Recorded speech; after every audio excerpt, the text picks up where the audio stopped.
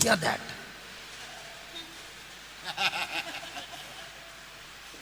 I only hear 10% for the Lord, 90% for me. Hallelujah. Hallelujah. Now many people say, I don't believe that 10%. You mean to say God wants my money? God wants your obedience. God wants to know how much of faith you have in what I'm saying. Adam and Eve had the problem. Satan said, you eat of that fruit, you'll become like God. Did the tree belong to God? Come on, did that tree belong to God? And the garden God gave to whom? Adam. They had plenty of trees, plenty of stuff. One thing was God. And Satan did what? Touch what's God, and you will become like God. He deceived them. When they took what belonged to God, God said, you can keep what was belonging to me. What is yours? I'll take it. That's why they were out of the garden. So when you are saying, God, I will keep the 10, it is so nice. He'll say, keep the 10, I take the 90.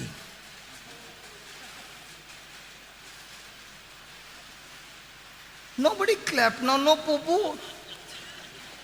When the truth is spoken, no poo-poo. Hallelujah, no clapping. No, doesn't matter. Doesn't matter. The truth sets you free, my friend. Hallelujah.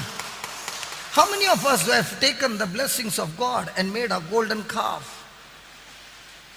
using the money to fulfill a desire of the flesh? Because remember, we are only the stewards. The managers is the boss. And one day, brother Simon is a chartered accountant. Like that, the angels are going to sit with accountancy. And that day will come. Hallelujah. Okay, coming back. I think what I just went at the side also helped you.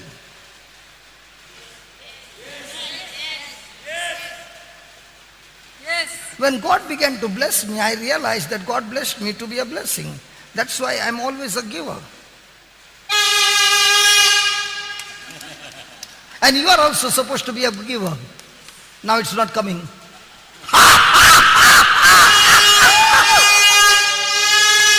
Okay. Coming back. I will make you of you a great nation, and I will bless you and make your name great, and you shall be a blessing. Verse 3. I will bless them that, and I will curse him. Anybody wants to curse me? Go ahead. Anybody wants to do black magic, white magic, occult magic, this magic, that magic? Go ahead. Go and do what you want. I'm blessed. And my God said, what I bless, no one can curse. And if anybody curses, you are in trouble, man. That's why Jesus found a solution for that. The one who curses you, he said, you love him, because your love has the power to stop the curse. Hallelujah. Is that clear? I will bless thee, I will bless them that bless thee. Anybody wants to bless me? You are blessed. Anybody wants to curse me? Go ahead. This fellow is not giving us any break. This fellow is not putting pressure on us. Even tea time, he'll say, come on, come back to the class. And at 11:30, even when we are about to go follow, he's not going to. Don't you curse me. You are in trouble. And in thee shall all the families of the earth be blessed. Hallelujah. Hallelujah. Thank you, Jesus. I don't know why I came here, Lord. Why did I come here? I'll bless thee, those who bless. No, on faith. I don't know. Huh? Yeah, I know, but why did I take that? No, that is all because of that. Okay, let's come back. Okay, you have to decide. You have to decide. Okay. Now, Satan knows that what God has blessed, no one can curse. But he also knows the only person who can curse you is yourself. And how does a person curse himself? The moment he makes a decision to believe anything that contradicts God's word. So the moment a person makes a decision, whatever decision, he has opened the door of his future. Let's say there are two doors. On one side is a door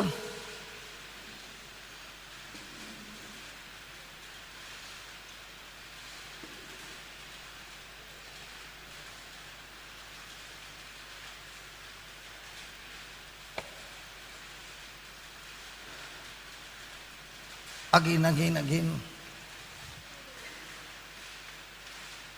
Can you settle down, sister? Okay.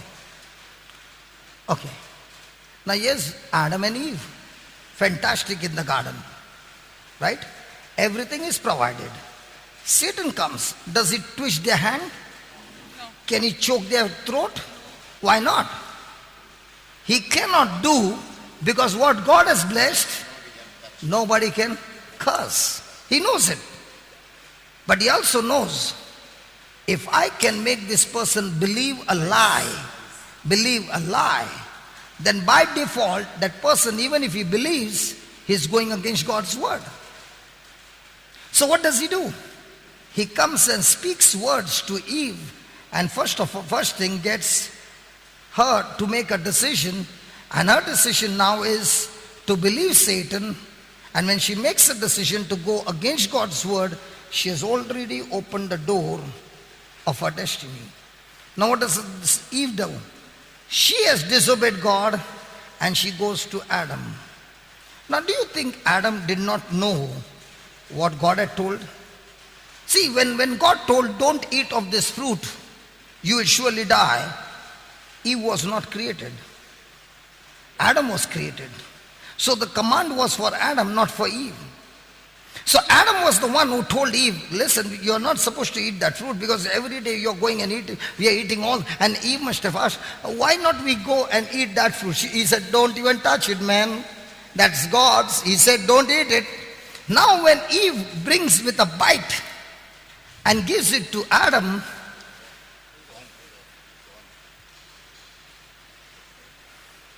now when Eve takes the bite and gives it to Adam, and Adam sees it, he knows the one whom I love is going to die.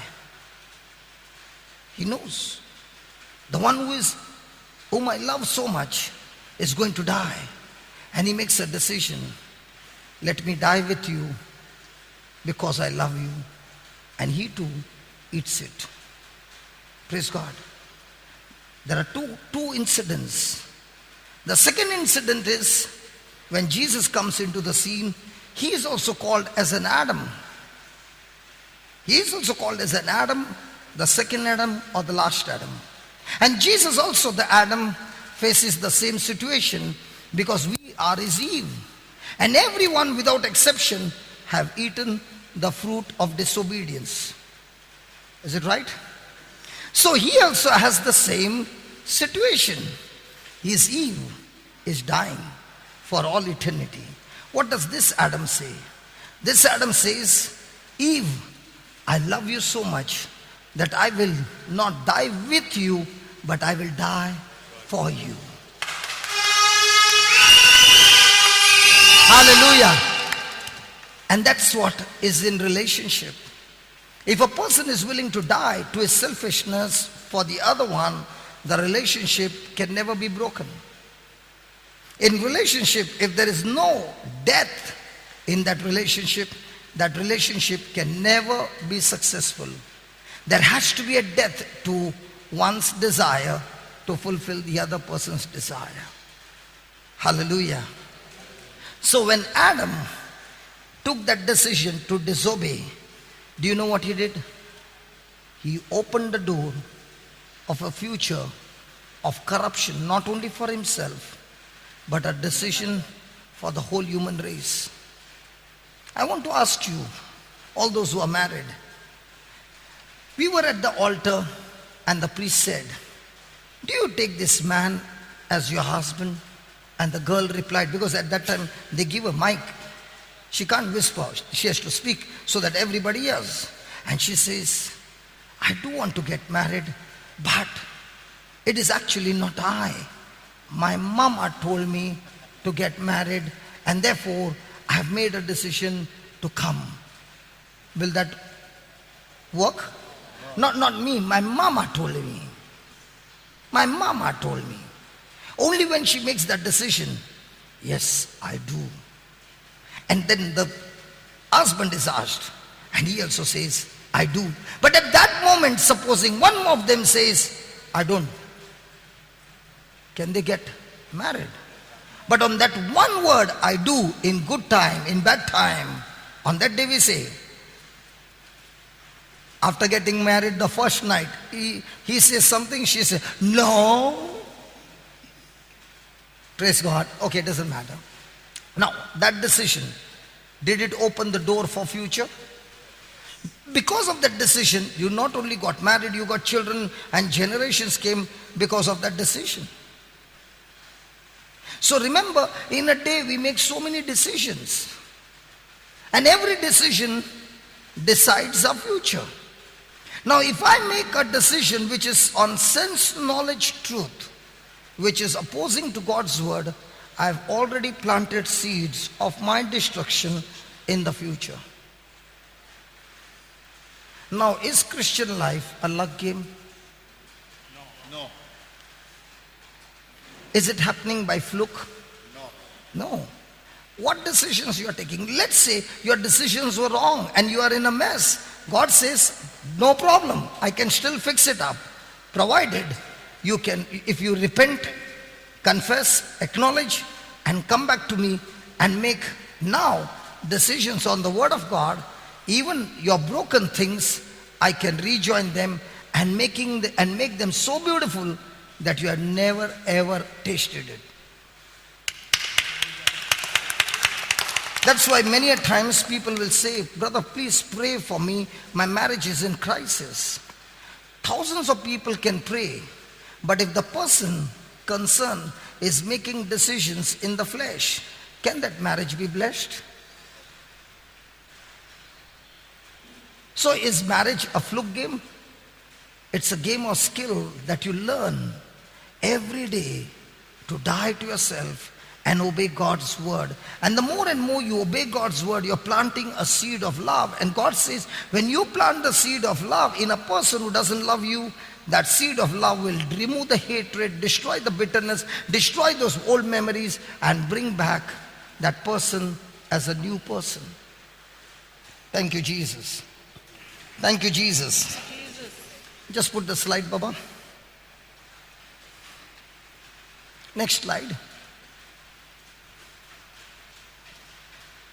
Next one. The first kind of truth is truth that comes from God's word. I explained to you. Then we'll take some examples. When a person says, I've got faith, in other words, he's saying, my faith is based on God's word. Let me give you an example. Okay, you finished writing because nobody's interested in me now.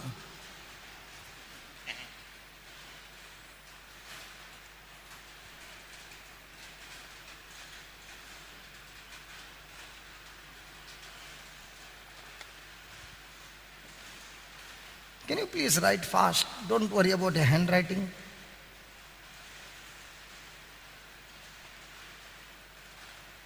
Finished?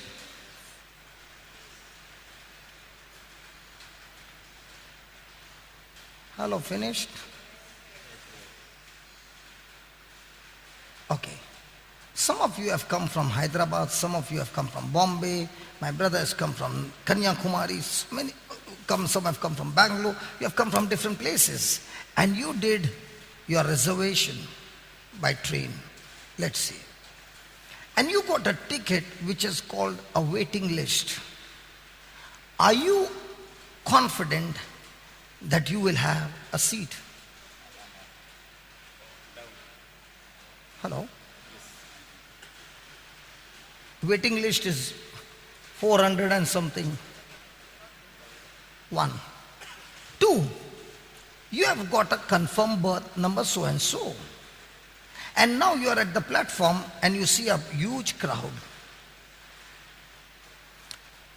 And you got a confirmed seat. And everybody as the train stops are running into the bogie. You are the last person to enter in. Are you worried about your seat? Okay. Now let's say I am sitting by the window and that's your seat. What will you tell me? Sorry? What will you say? Just give the mic. Very rarely I get a chance to speak to a lawyer. She's also a lawyer. When I see lawyers, something happens to me. Because they use session so and so. Now I can use also session so and so. Praise God. Because the Bible is full of sessions so and so. John 12:22, John 17:17, Hebrews 11:1, all sessions. Listen, if the lawyer doesn't use those sessions in the court, he cannot fight the case. Can you go and give a whole explanation, brother, without taking the session number? So, my Lord, yes. For a lady, what do you say? My Lord? Okay, my Lord, tell me. I'm not getting up. First, show me your ticket. First, it's not your seat. Okay, show me a ticket. I'm not showing you. Show me yours first. I'm not getting up. Forget it. How dare you say that this seat is yours? So show me the proof. You may just take it and keep it for yourself. Huh? You may just take it and keep it for yourself. Don't tear it or destroy it. Smart girl. Let's say I asked this lady, this is my seat. And she'll say, this is my seat. And I'll say, show me your ticket that it is yours. And she gives the ticket in my hand. And I throw it out of the window. She's smart, man, lawyer. And I think she heard this example before. No. Okay. The lawyer is smart. You lawyers are smart, man. Praise God. Okay. Normally, what would you do? You will hand over the ticket to that person. What happens if he throws it out? In today's world, no problem. We got online. Praise God. Okay. Coming back. Now, when you have that confirmed ticket and somebody else is sitting, what do? And I say, I'm not getting up. You will call the TT. Okay. Now the TC will come and check both the tickets, and whosoever's ticket is right, that person gets the seat. Now, how many of you have ever traveled without ticket? Praise God. Oh, okay. No, I'm talking about how many of you are still traveling without ticket, being a Christian and having no ticket called the Word of God? All liars? Never traveled without the Word of God? How many years we never knew the Word of God and we are saying, I got faith? My friend, without a confirmed ticket from the Word of God, how will you get the confidence? Are you understanding what I'm saying? Just as when I got the confirmed ticket, even when somebody is sitting, I can call TT. In the same way, when I have the Word of God, I can call the TT. His name is Jesus. He will fix it up for me because he has given me the ticket. He has issued me the ticket. I did not buy it. He bought it for me and said, it's for you. Free. Travel on this ticket wherever you want and put your confidence and I will show up for you. Now when there is no ticket and you see the TT coming, straight away go to the toilet.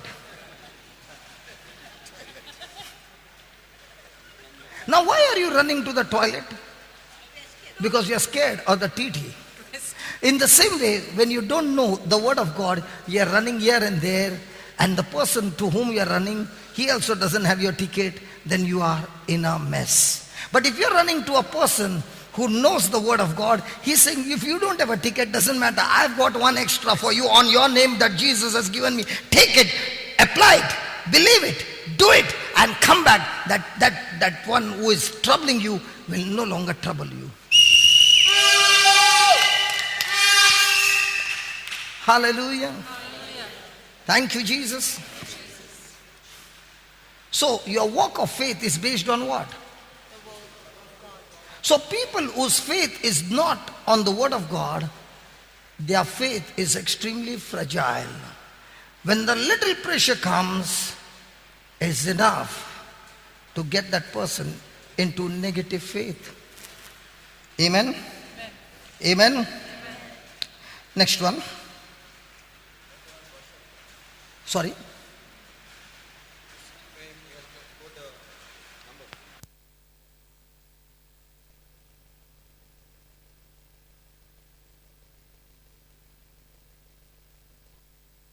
Listen. Even if he doesn't know the number, but he knows what it speaks. Now listen. Supposing this person has got XYZ as a problem, and I keep saying Romans 4:17, nothing will happen. But if I say what is Romans 4:17 and I don't know Romans 4:17 the number, but I know what is the word, then it will work. So knowing the number and not knowing after that what is there, no use.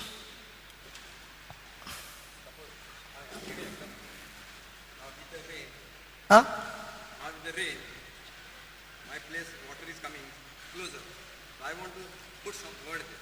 How to do it? There are some things, brother, that the Lord also says, lift up things. You go into the lowest point and you say, give me the word, Lord. God will work for you sometimes to overcome the natural law, but he will not do it again and again for you. He'll say, you better take the right precautions.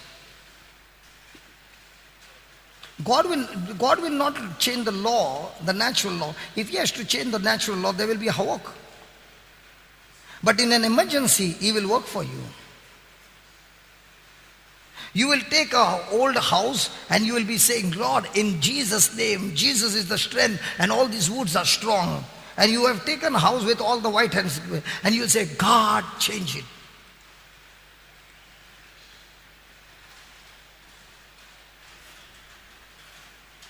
Hallelujah. Hallelujah. Faith is Practical expression of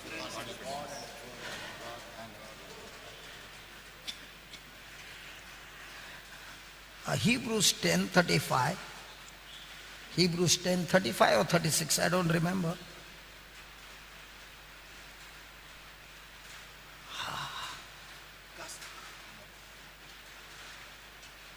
Please read that. Cast not, slowly. Cast not away, therefore, your confidence, which has great recompense of reward. See, it is your confidence that brings reward. When you are believing in the word of God, it is your confidence. Okay. Brother,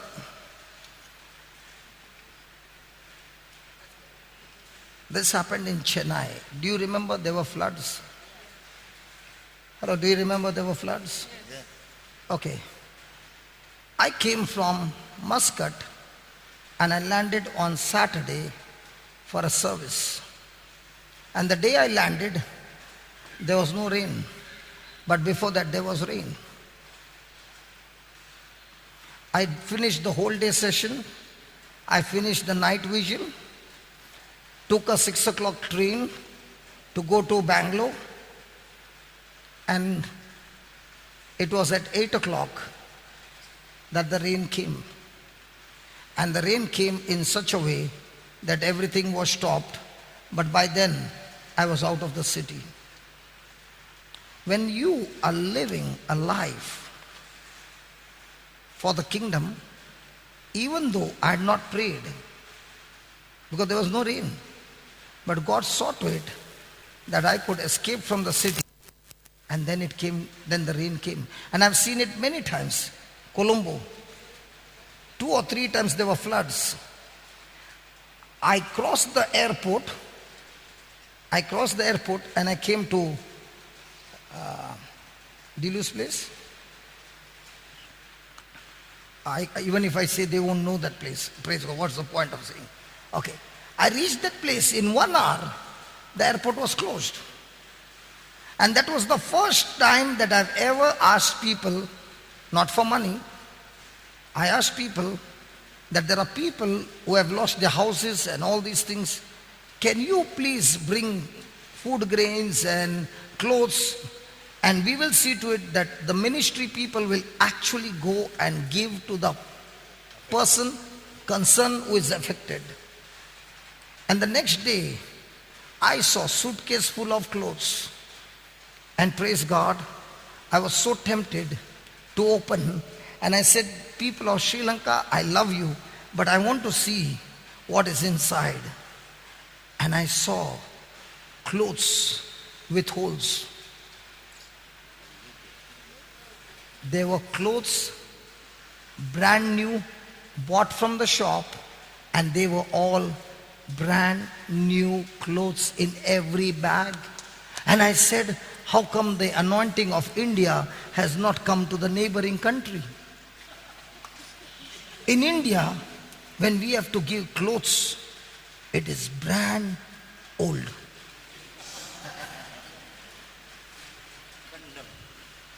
No? Come on, tell me. Yes. I don't know their culture. I don't know their culture. Every bag I opened, new clothes.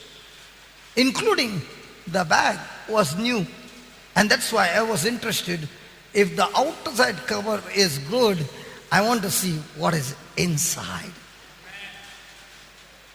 Amazing you people are.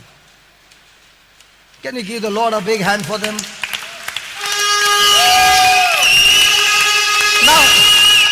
Now, it was time for me to go back, and the airport is closed. Right? When I am on the way, I get the news, airport is open. I've seen it many a times.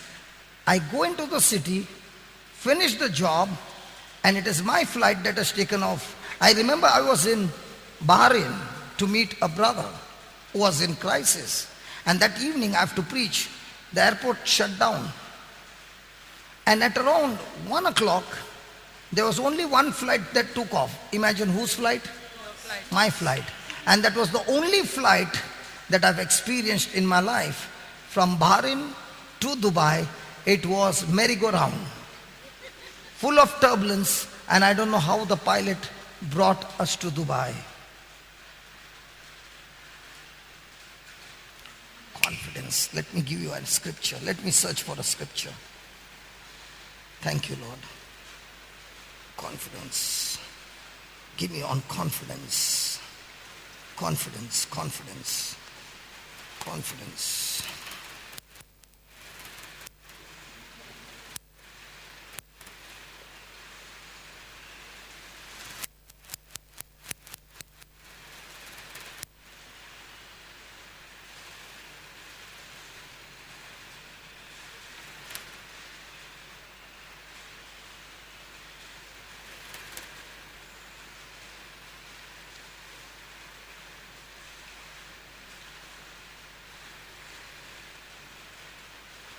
Give me 2 Peter chapter 1.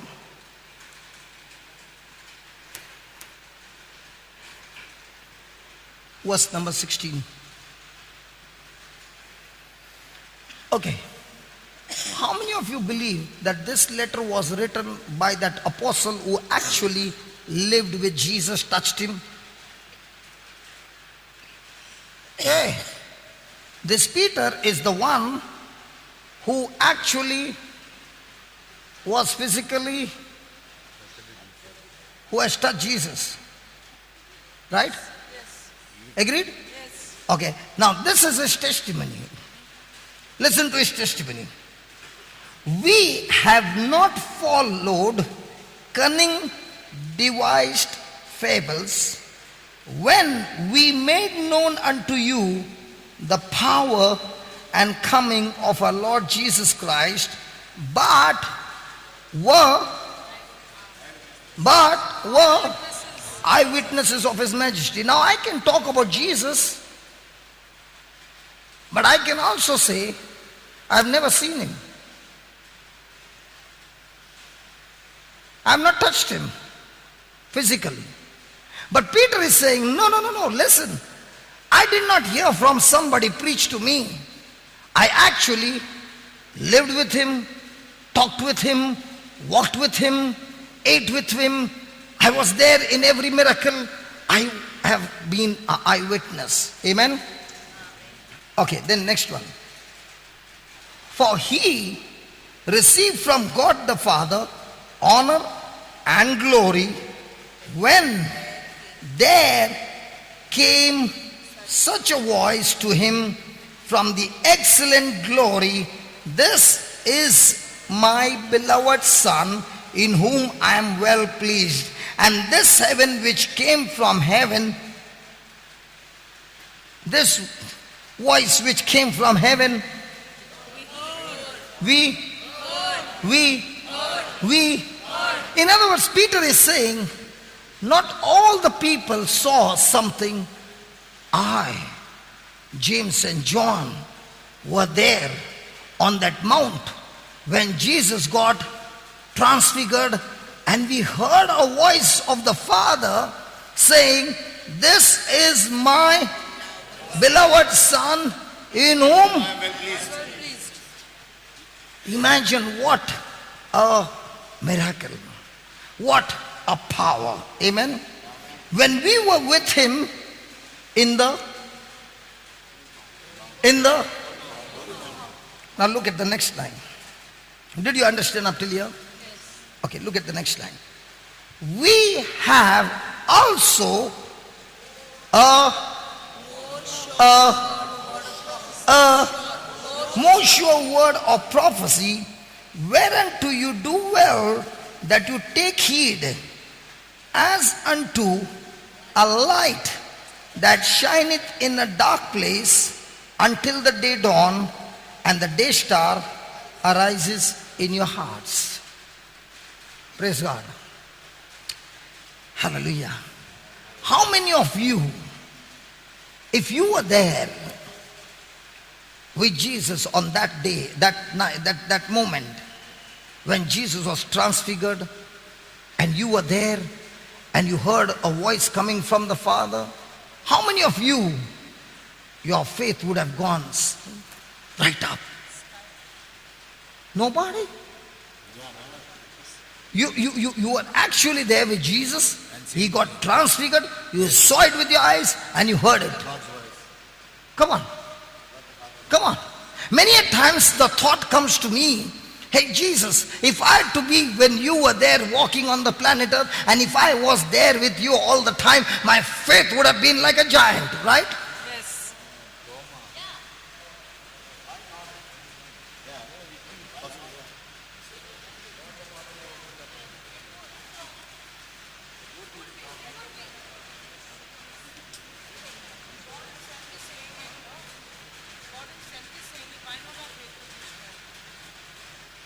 That's what I'm saying. You saw the blind eyes open. You saw Jairus' daughter being raised. You saw the woman with the issue of blood. You saw the leprosy being healed. You saw it with your eyes, man. Your faith won't rise up. Yes. But Peter is saying, listen, there is something greater than that.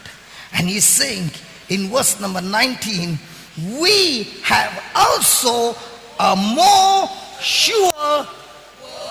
In other words, he's saying all that Jesus did was based on the word that the Father had given, the prophecy, before he could go, before he could come and finish the work. That word was the prophecy.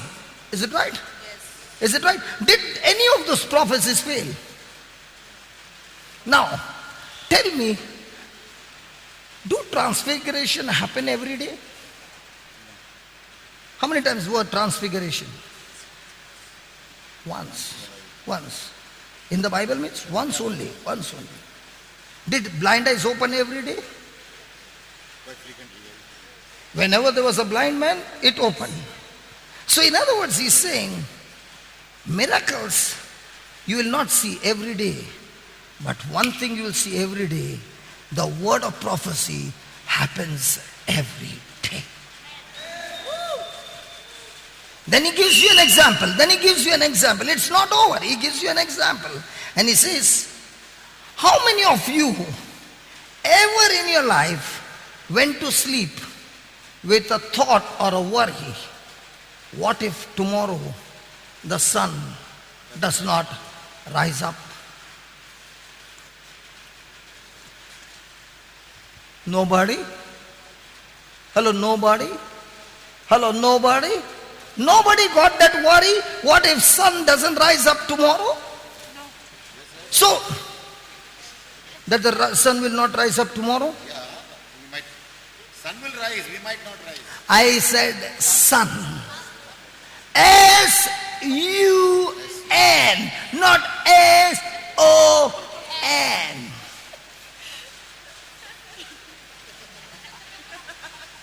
That the sun will not rise up.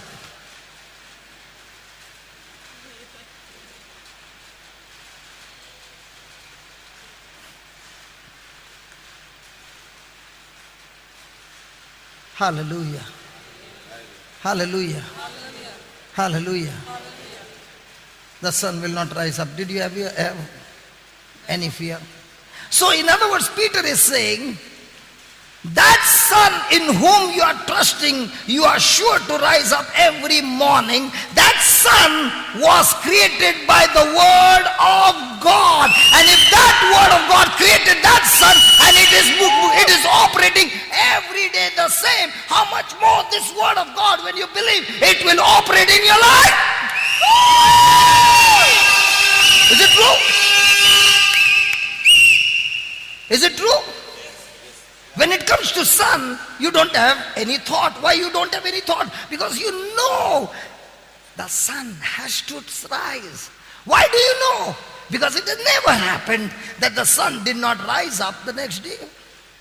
And that sun is created and operating every day on the same word of God, and the same word of God that created that is more sure to do things in your life.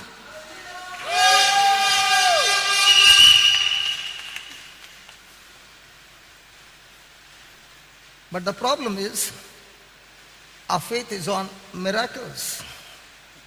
And Peter is saying, if your faith is on miracles, your faith will be wavering, because those things, transfiguration, I saw it happen only once. But this word of God is a more sure word of prophecy which will not fail. So when I was in that flight and the turbulence took place, my neighbor was holding my hand tight and I was fast asleep.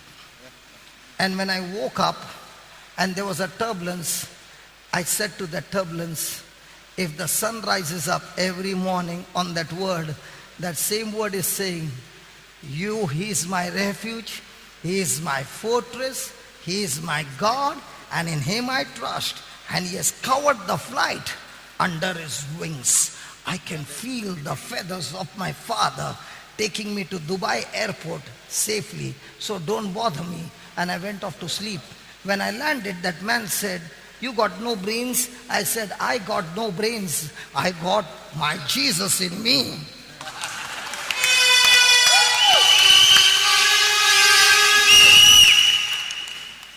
I'm not telling a lie. The turbulence was so much that people were screaming.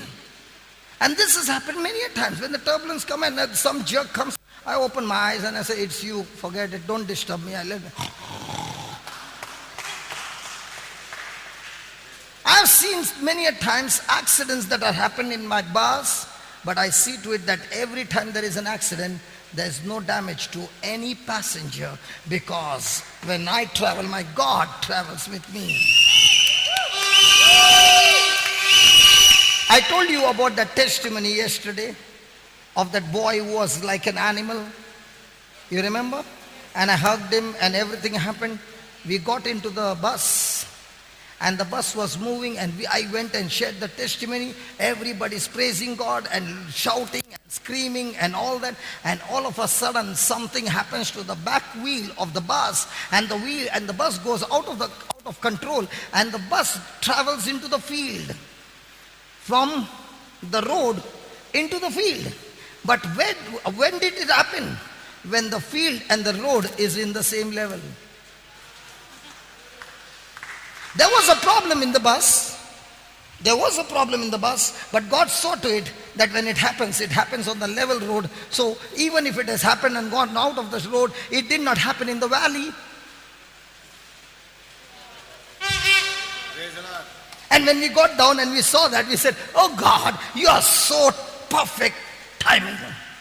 They fixed the wheel, they got the bus out, and once again we are on a journey praising our God. There was one that happened. It was rainy season and I was coming from Goa to Bombay, and there was a dumper. A dumper, the big one, which goes and all the earth comes out. Okay, that truck comes on the opposite side and he goes off control, and a bus is going on this side. He goes round and round, and God only knows how it happens. They both are kissing each other and moving in the same direction. And they say, we don't understand, if that truck is coming from this side and it goes somersault, goes round and round like a top, it should hit somewhere. But it goes and kisses the side, and people think that truck must be coming from this side because they both are kissing in the same direction. And then they realize the truck came from the other side, and in the short width of the road, it took a 316 or 720 or much more circles. And the driver doesn't know what happened. Nobody knows, but I know what my God did to save me. I'll give you so many incidents. Okay, Volvo goes at what speed? The Volvo bus goes at what speed? It goes at tremendous speed. Imagine if that speed, the steering rod cuts off, the wheels are loose. The bus can go in any direction and have somersault because there is no control. The wheel, if you take the steering, you can play a top with it. It will go round and round and round because it has got no control with the wheels. The rod is broken and nothing happens. The bus is still straight and stops, and the driver is wiping his sweat and he's saying, I don't understand. How come the bus is still straight? Because my God is holding those wheels.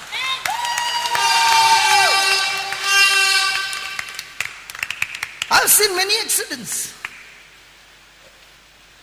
I've seen many accidents.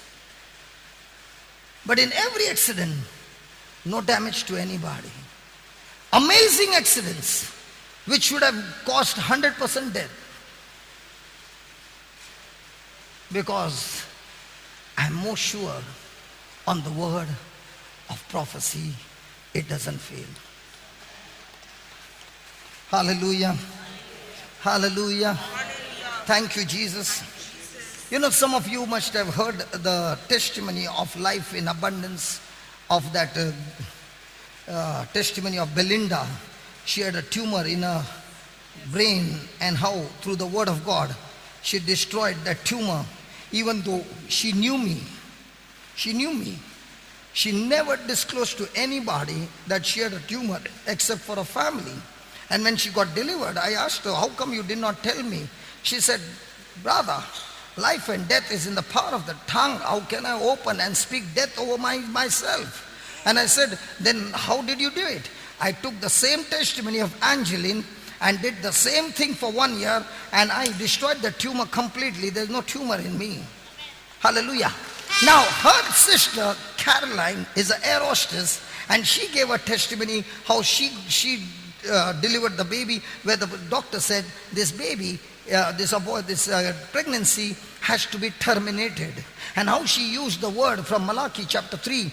Lord, you said, when I am with you, paying my tithes. You said, put me to the test. Lord says, put me to the test. I will rebuke the devourer, and the fruit will not separate from the tree before season. And the fruit in the womb is the baby. And we took that scripture and said, God, you said it, and the fruit will not be sour, but will be sweet. So according to your word, Lord, this baby cannot have a miscarriage. It has to go through 9 months and 9 days and get the baby out. And it happened exactly the same. Now, those two testimonies, when you listen on the CD, you are happy with that CD, those testimonies. But that day morning, I was about to die. Nobody knows it. Because that day morning, I was coming from Sri Lanka to Chennai, and our flight on the runway suddenly had a problem. And the pilot, with all his difficulty, braked and brought the plane back to the place. And people were rejoicing that we got saved. Do you know how long it was? Believe me, brother, for 1 hour. But when they said there's no other flight, the flight comes only tomorrow, those whose lives were saved, for 1 hour they were praising the pilot. They were praising SpiceJet. But when 1 hour was over, so quickly they forgot what SpiceJet had done for them.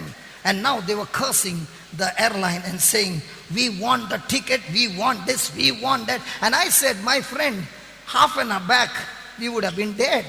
You forgot what the Lord did for you, and now you're cursing the same airline? And when I saw that the ticket is only the next day to Chennai, thank God for JCILM, we got branches all over. So I went on the internet and I saw the flight is in the afternoon to Madurai. I got people everywhere. Praise God. When you preach the gospel everywhere, you got people everywhere. So I went to Madurai, and that's the time I met Belinda and a family. And that's the time I said, let's have this testimony. The testimony came because of that flight problem, but that flight problem did not go in vain. I got something good even in that, the testimony of Belinda and Caroline.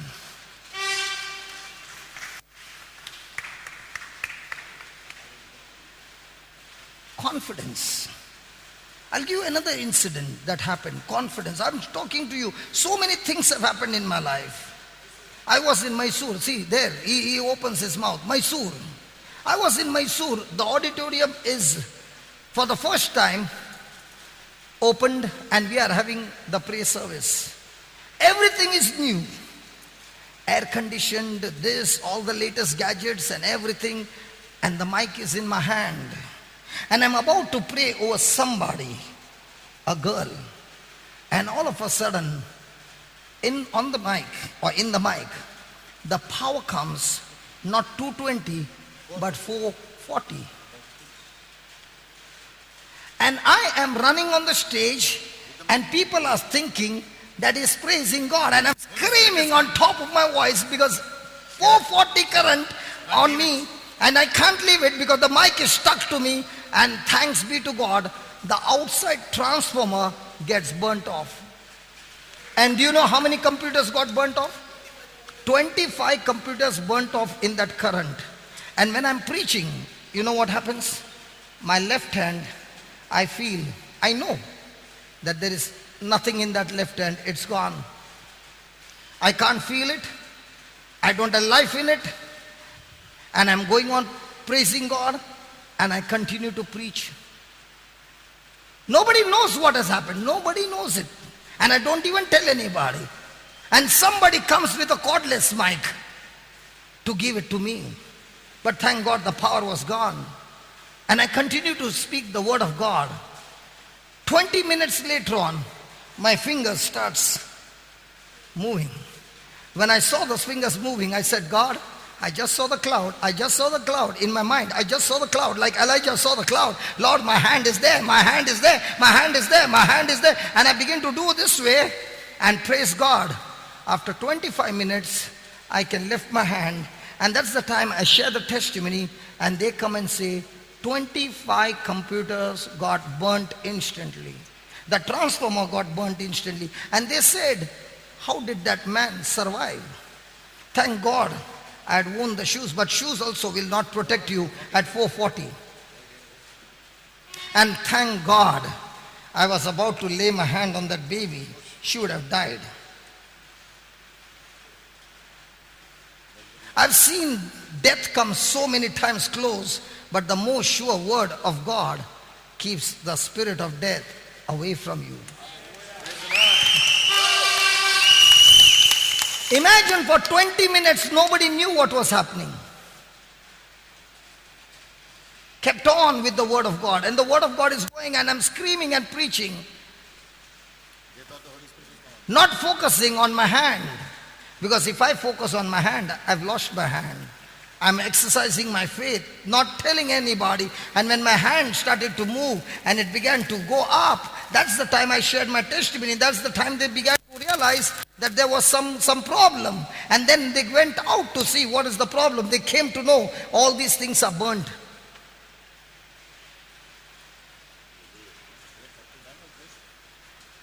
When was this?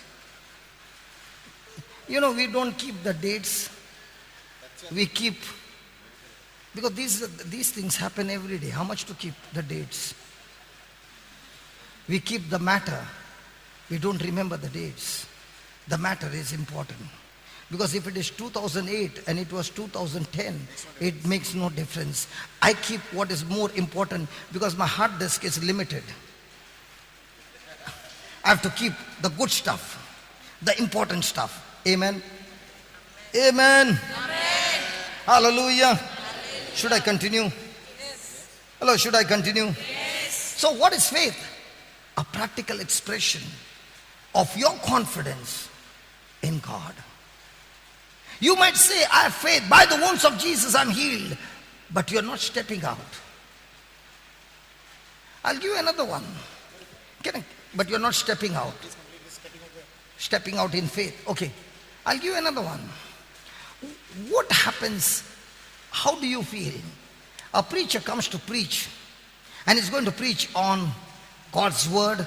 He's going to preach on healing. He's going to preach on deliverance. And at the same time, the preacher is limping. And people are going to look at him when he's limping. How many people will believe what he's preaching? Hello? I'm asking you. Because they'll say, hey preacher. Right? Believe me, I would get pain under my heel. And with all that pain, I would be bearing it and walking straight, not showing the limp. And this happened only for 6 months. And during the break, I would run to that house, and Brother Johnny would take the chapati roller, the wooden roller, put it on the floor, and take my leg and scrub it, and it would be painful. But after scrubbing, I would get some relief to go and stand for the next 2 hours or 3 hours and come back like a boxer. Every 3 hours you get a break, and the person comes in. And then he goes into the ring again. And this happened for 6 months.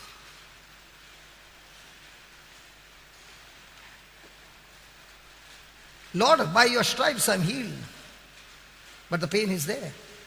And I was in Melbourne on the second day, early morning. I get up from my bed and the Lord says, it's gone. And I put my leg down. It's really gone.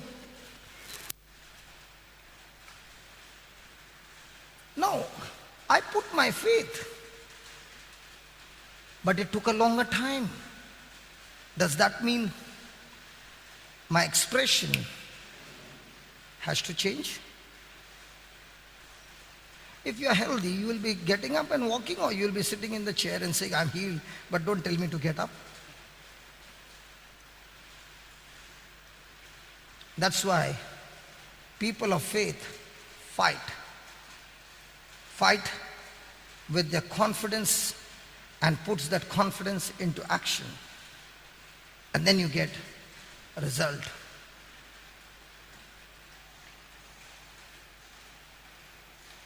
Thank you, Jesus. No word. No word. Can you tell your neighbor?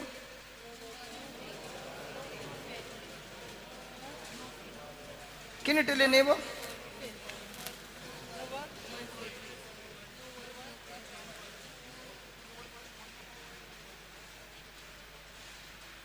Okay, just put that.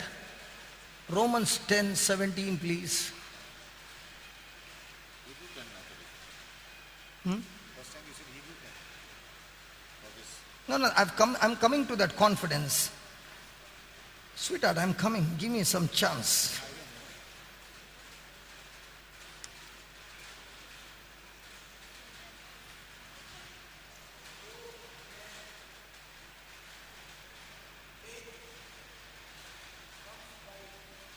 Brother Linton. Hey, Brother Linton, come here. Hey, Brother Linton, come here. Hey, Linton, come here, yaar.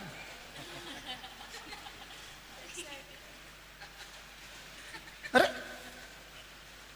did you all look there? I'm asking you. Why did he come? I did not look at him. I did not look at him. I did not look at him. Why did he come? Because his name is? In the same way, faith.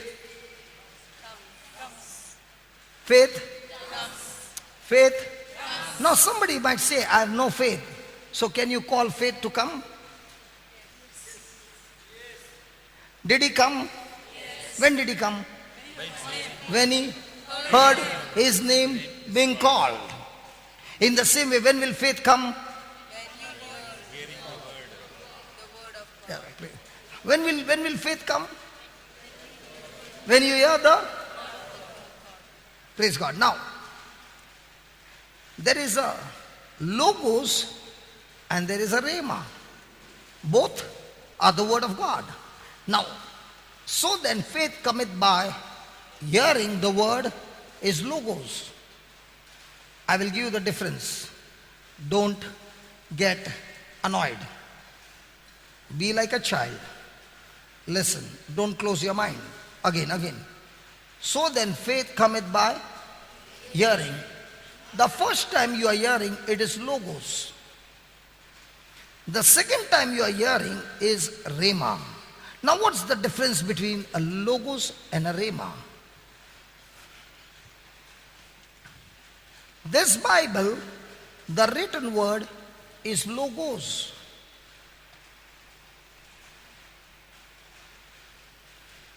So when I get this word into my heart, it has the power, but this power will not manifest.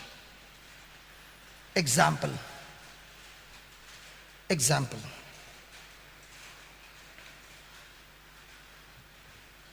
Early in the morning, Jesus was praying. And he had told his disciples, go to the other side. And early morning, Jesus decides to meet them. So he goes walking on the water. And when the disciples see somebody walking on the water, they believe that it's a ghost. And everybody is afraid. And Jesus says, do not be afraid. It's what does Peter say? Lord, if it is you, allow me to come to you. No, go slow. First, what did Jesus say? Do not be afraid. It's me. Now, did that word give them a comfort? Comfort. Now, when he said, it's me, it should give them comfort. That word has entered in. What did Peter say? Lord, if it is you, command me or come to you. What did Jesus say? Come. When Jesus said that word come, Peter received that word and believed in that word. It became a rhema word. Okay, we'll come to this example. Let's go to Acts and then we'll come to this word. Acts.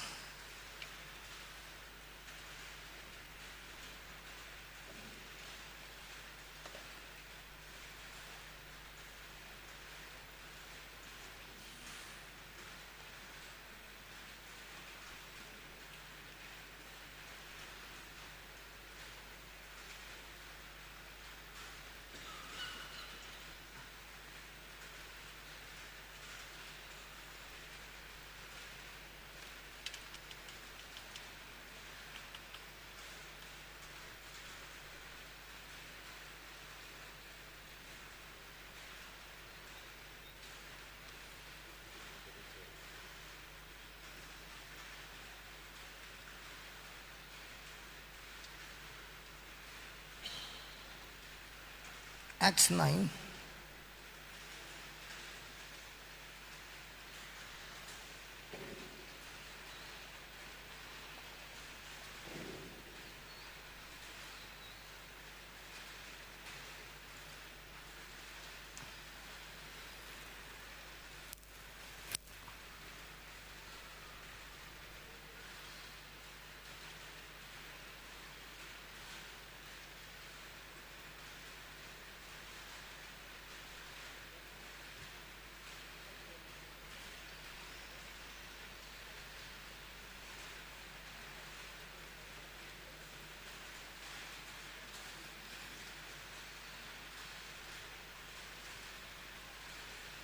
Acts 22, verse number 6.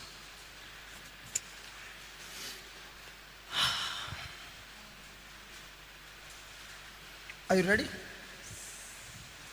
The Rhema word. Are you ready?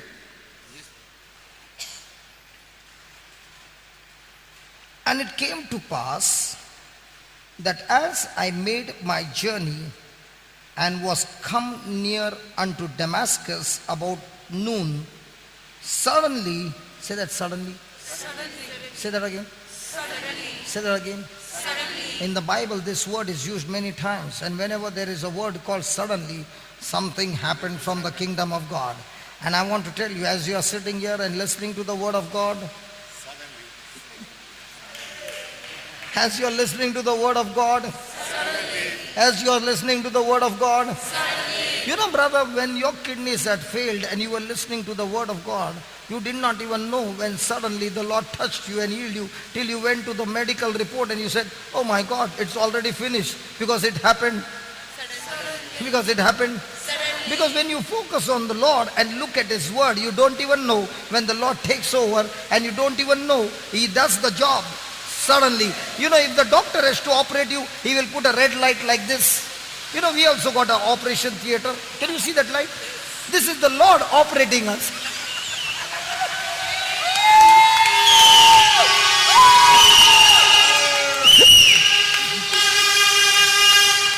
They also got a red light there, and they take you inside, they cut you, they do all those things, and then they bring you. By the time they bring you, you are half dead.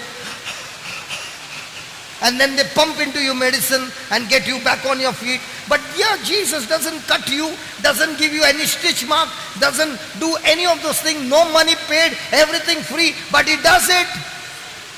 But He does it. But He does it. But He does it. But He does it. Okay. Suddenly there shone from heaven a great light. A great round about me. I fell unto the ground and heard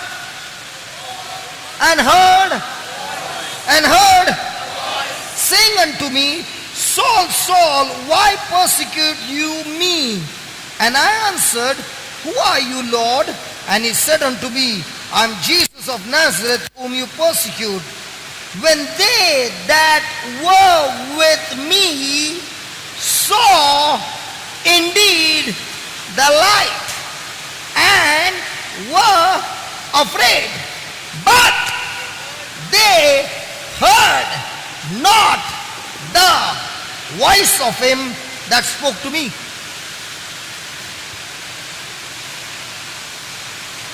Now, how many of you with your natural eyes can see that scripture and read it? Those who can see that scripture with your natural eyes and you can read it, lift your hands up, please. You know, you can't see it. You can't see it.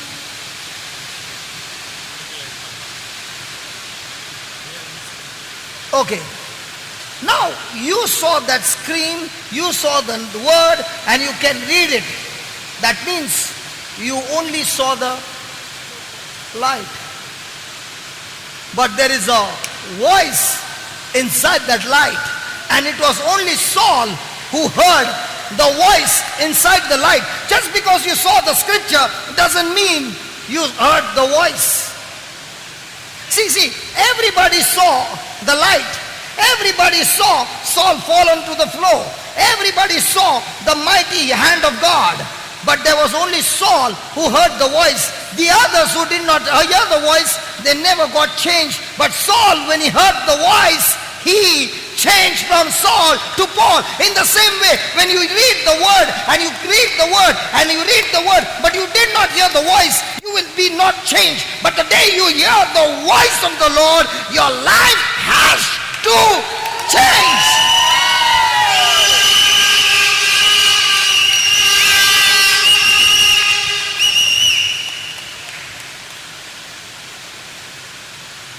How long were you in Goa? How many years? Have you ever been to beach? The Goa beach? Have you ever seen those foreigners? Because you have the same habit. Because in the morning I see you. And I ask you, what are you doing? He's saying, I'm having sun bath. I don't know whether you learned from the foreigners. Okay. Why do you think those foreigners in that hot sun from morning to evening, they are with minimum clothes in that sun?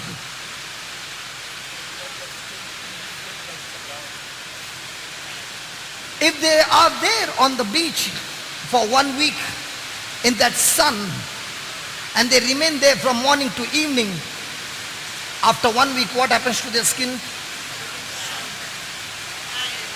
It gets tanned. But you go to the beach and you go in for 10 minutes and you come back. What happens to you? Your skin? So in the same way, when a person is looking at this light from morning to evening and studying the word, this light has the power to tan you in such a way, from the light comes the voice of God.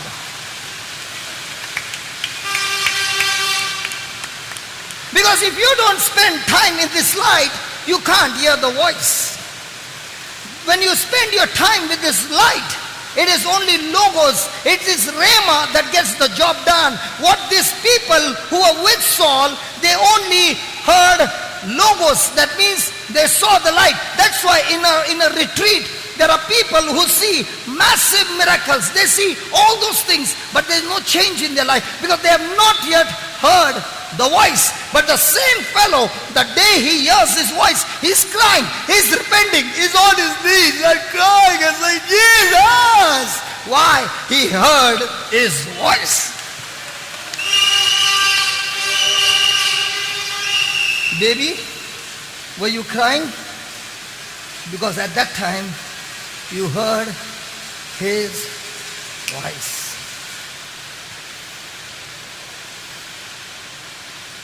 So faith comes by hearing. That means you only saw the light. But when that light begins to talk to you and give you revelation and enlightenment in the midst of your problem, that word that comes to you and you obey that word is a Rhema word, and that Rhema word, the powers of darkness has no defense against that Rhema word.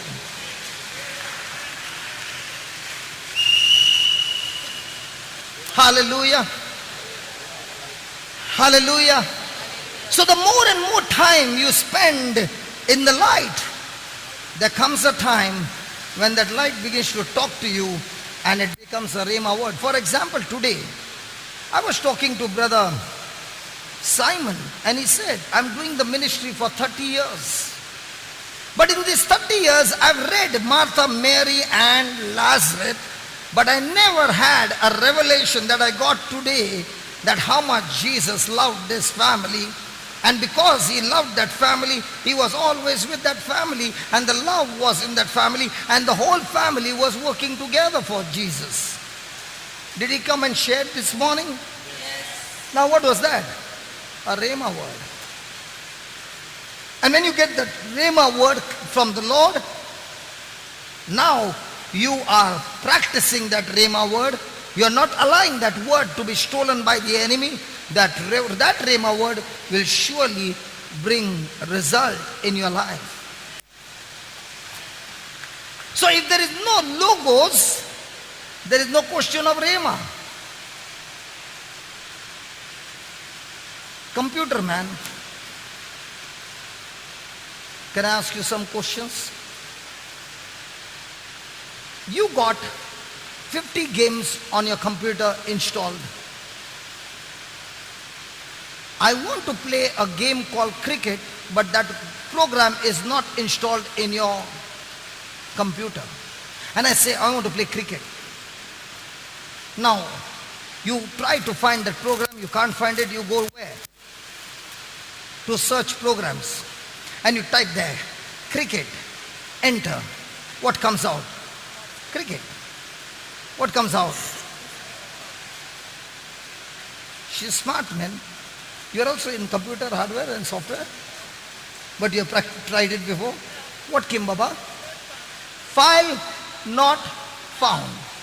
In the same way in your life, when the computer, when the Holy Spirit wants to work in your life, He is going to search the database for all the softwares that you have installed called the Word of God. And when He doesn't find it, He says file not.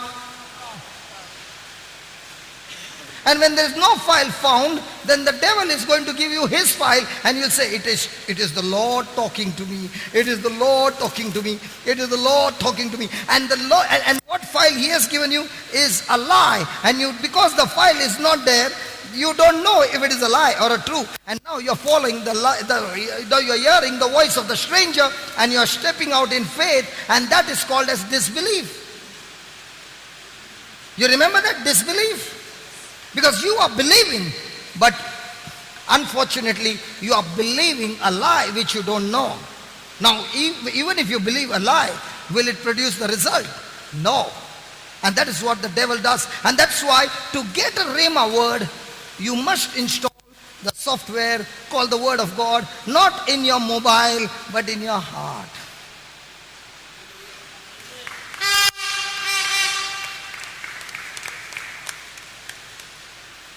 Should I continue? So is it enough only to see the light?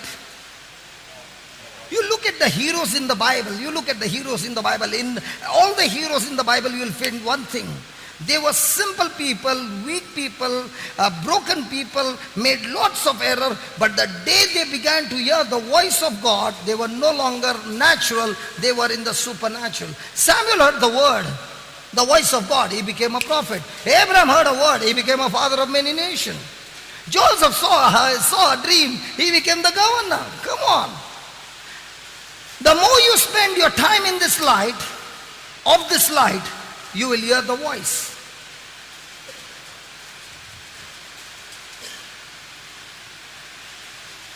Hallelujah. Thank you, Jesus. Thank you, Jesus. Thank you, Jesus. Oh, I'm tempted to go somewhere else now. Can I go one more place, please? Voice, voice, the voice, the voice. Okay, let's go to Hebrews chapter 11. Now, do you see a Bible is a treasure hunt? Because the day you find that scripture, you have found your... Then, and then, will you have to produce your documents? That document, with that documents you can win the case. But look at we Christians. We are trying to fight the case without the documents given by Jesus. And when you got your documents, you're confident.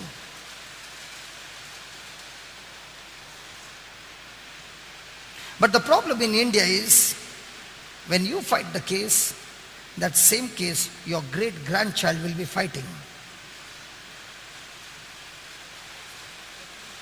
And when I've come and stayed in your place, you are outside fighting. I'm inside because your great-grandson will be giving money after money, date after date. This is what happens in India. But that doesn't happen in heaven. Doesn't happen, brother? Brother is not opening his mouth. Because I know some people, brother, believe me, 38 years. 38 years. The old woman got tired. What she had spent the money on that case, 38 years. Now grandchildren are.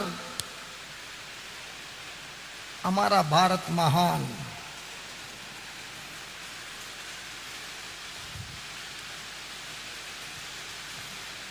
Thank you, Jesus. In Dubai, no, brother. If the check bounces, no question asked. Andar. Correct? And because of that law, sab barabar hai. Why am I coming here? Let's go somewhere. Hebrews 11:8.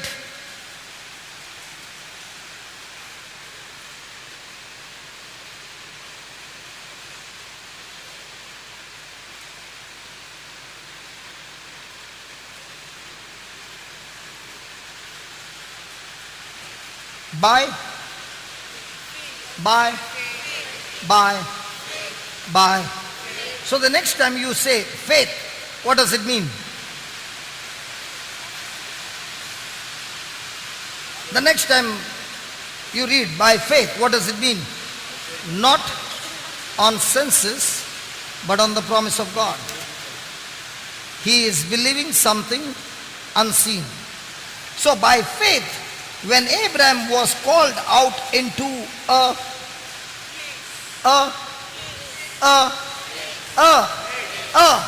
say that loudly. Say that again. Say that again. A place which he should after receive for an inheritance, obeyed, and he went out not knowing where he went.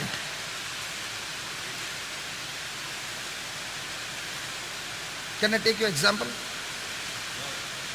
You are 75 years old. Your wife is 65 years old. You are in your father's house, plenty of riches, plenty of servants, and God says to you, leave everything and come with me. I will show you a place. I will show you a place. And there I will bless you, and your generation shall be blessed. And Abraham left everything and stepped out in faith and began to move, and he did not even know where he was going. Is it easy to start a journey at 75? Do like it. 75? Is it easy? Hello, is it easy? And God did not give him the full address. He said, I will show you. And he stepped out in faith. And the inheritance comes not in a journey, it comes in a particular place. Praise God. Now, the good news for us as well, that if it was a place that gave Abraham an inheritance, it gave him a treasure, he gave him a blessing, and Abraham obeyed. Praise God. So in the same way, we will receive inheritance. Come on, we will receive inheritance. Come on. Yes, yes, yes. But what about the place? I don't know where it is.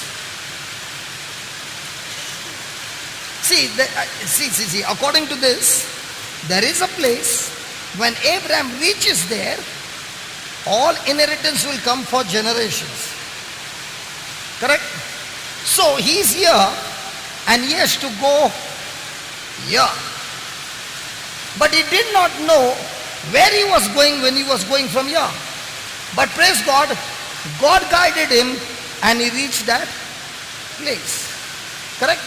So also for all of us, there is a place where God is promising there is amazing inheritance. But if I don't find the place, will I ever get the inheritance? So I must now what? Know. I must now search how to find the place. So who would be the best person to show us how to find the place? Jesus. Jesus. So let us see how Jesus found his place then I can find my place. Hello? If Jesus could find his place, then I can find my place. So let's go to Luke chapter 4, verse 16.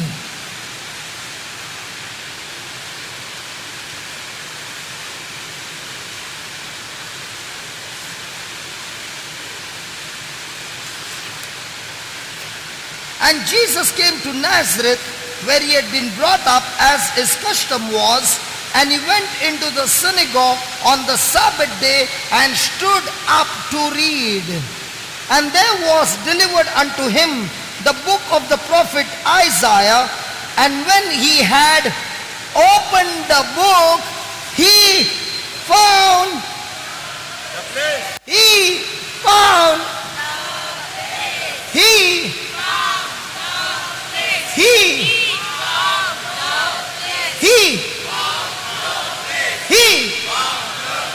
what place did he find? He found the place where God had spoken to the prophet Isaiah 700 years before his coming, that what the Messiah would be doing and how he would be operating, it was all recorded, and Jesus turned the scroll and found the place where it was written about him.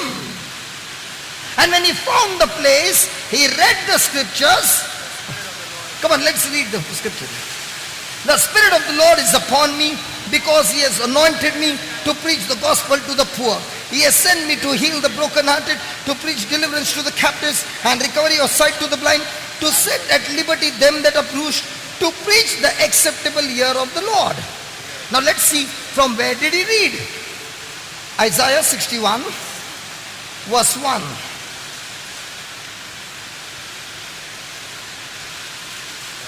Isaiah 61, verse 1. The Spirit of the Lord is upon me, because the Lord has anointed me to preach good tidings unto the meek. He has sent me to bind up the brokenhearted, to proclaim liberty to the captives, and the opening of the prison to them that are bound. Verse number 2. To proclaim the acceptable year of the Lord, and the vengeance and the day of vengeance of our God, to comfort all that mourn. Now, in this verse,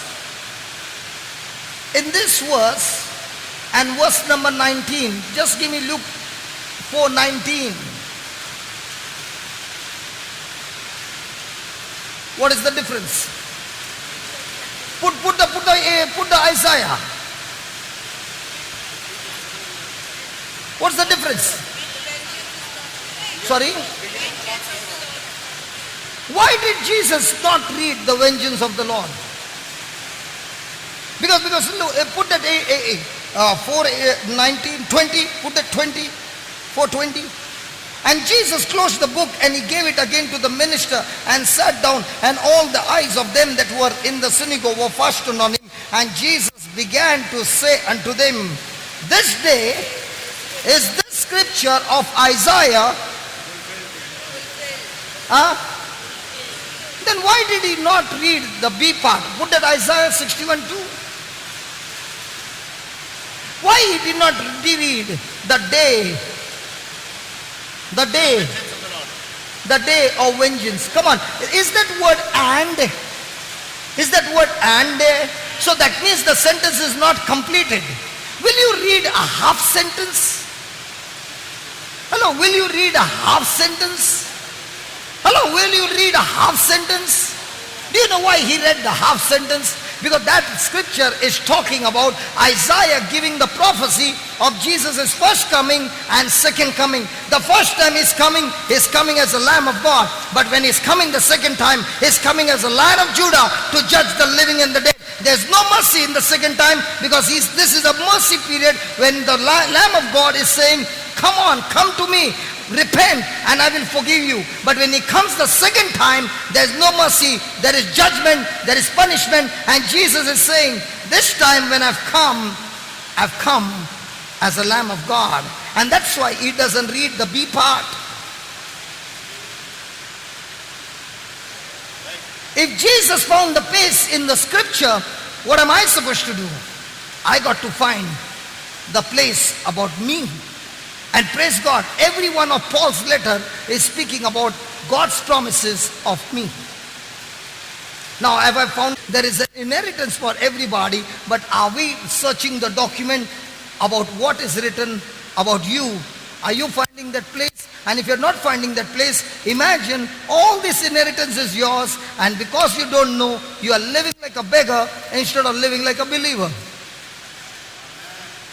God doesn't want his children to be beggars. He wants his children to be believers. Because when you're a believer, our faith is working and you're inheriting. Ask your neighbor, are you a beggar or a believer? You got only one neighbor?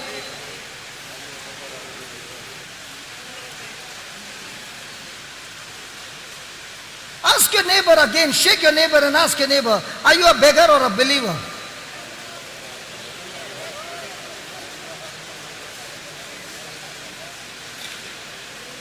Imagine how many years did we live as beggars? It's time, praise God. God is showing us how to find the place that God has earned for us through his son Jesus, and given us the great and precious promises that by these we can be partaker of his divine nature and escape from every corruption that is in this world through lust. Can I hear some praises of God? Hallelujah! Hallelujah! Hallelujah! Can I hear some noise in the house of God? Hallelujah!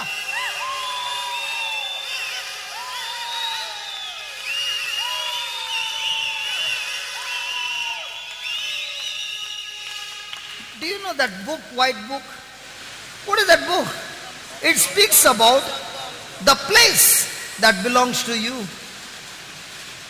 that God has shown you. Now, like Jesus, can you take that book and read that scripture and say, today, what did Jesus say? Just put that Isaiah 44 verse 20.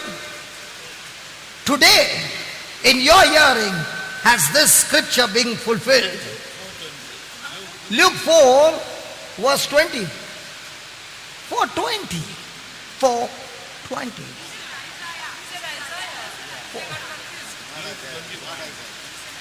4:20.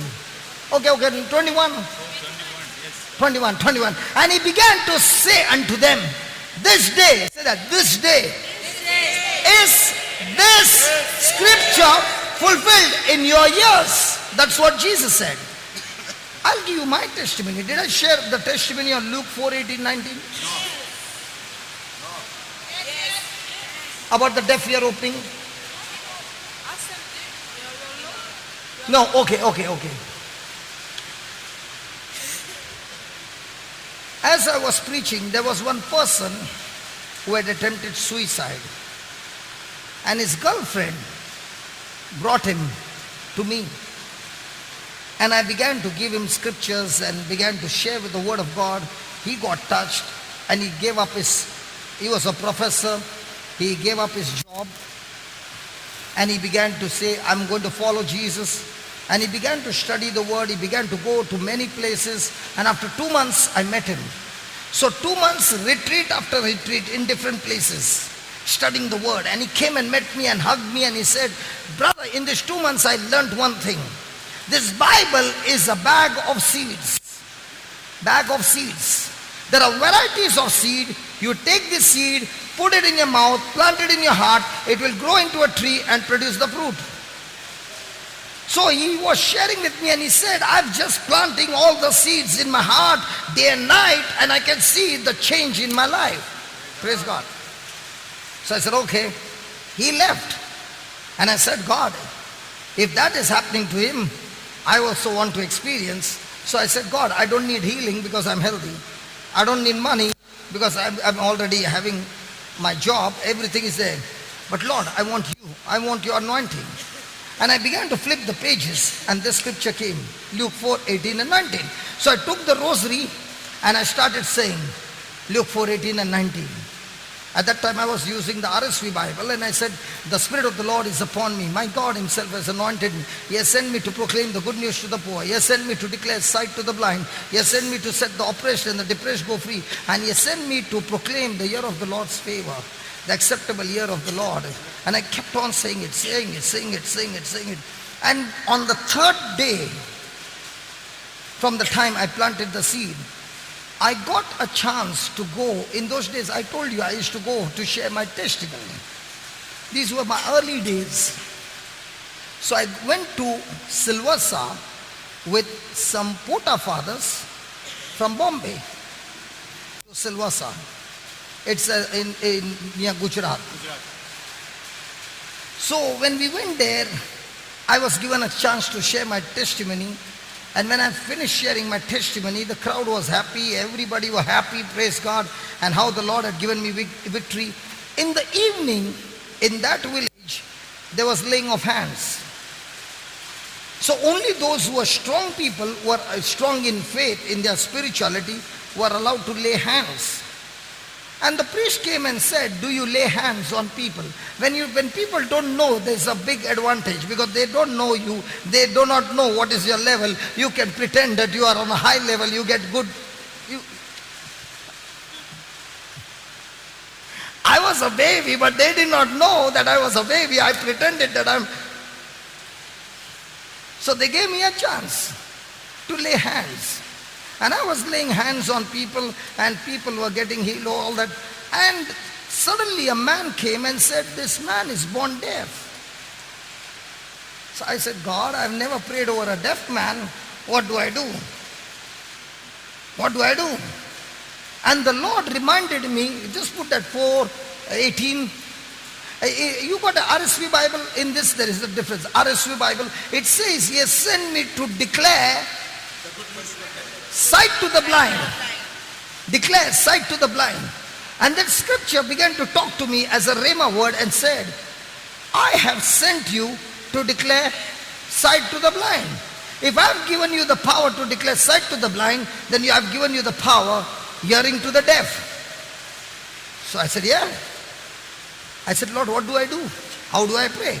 He said, do what I did. So I took my finger, put it in his ears, and I said, deaf spirit, come out in the name of Jesus. And I looked at him. First time I looked at him. I did like this. I said, he's saying, he could not speak. Means he can hear big. Second time I prayed, I can say, when he said he can hear, do you know what happened? I was jumping as if I got healed. Because in my life, I had never prayed over a deaf person, and this man was born deaf and he got healed. And I began to pray with him for his tongue, and he began to say, hallelujah.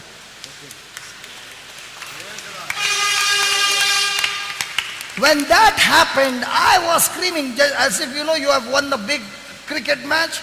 I was screaming, and I was, otherwise also I'm not that disciplined. Praise God. I can't keep that. So I was screaming, and all that happened. I ran about 2 kilometers to the STD booth, because in those days we used to have STD booth, and you have to do the, STD call. Praise God. And I'm calling there, and from there I'm crying, calling my wife and saying, Jesus used my rowdy hand and opened deaf ears. Do you think that night I can sleep? I never went to sleep. I'm only thinking, God, if this one seed I said on the rosaries continuously, and this is the result, tonight, God, I don't want to sleep. And I'm saying the same scripture, what? Throughout the night. The next day comes, and we are again standing. Now, if this happened the first day, will they give me a chance the second day? Yes. Come on. Now the second day when I'm standing, those who saw what had happened, they must have gone to their village and got some people. In 3 days, I opened 13 deaf ears.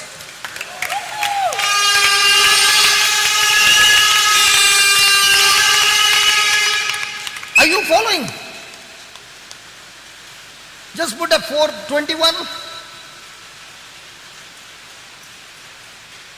This day is this scripture fulfilled in my hearing, because I read it, I heard it, I believed it. Lord, it happened to you, it happens to me.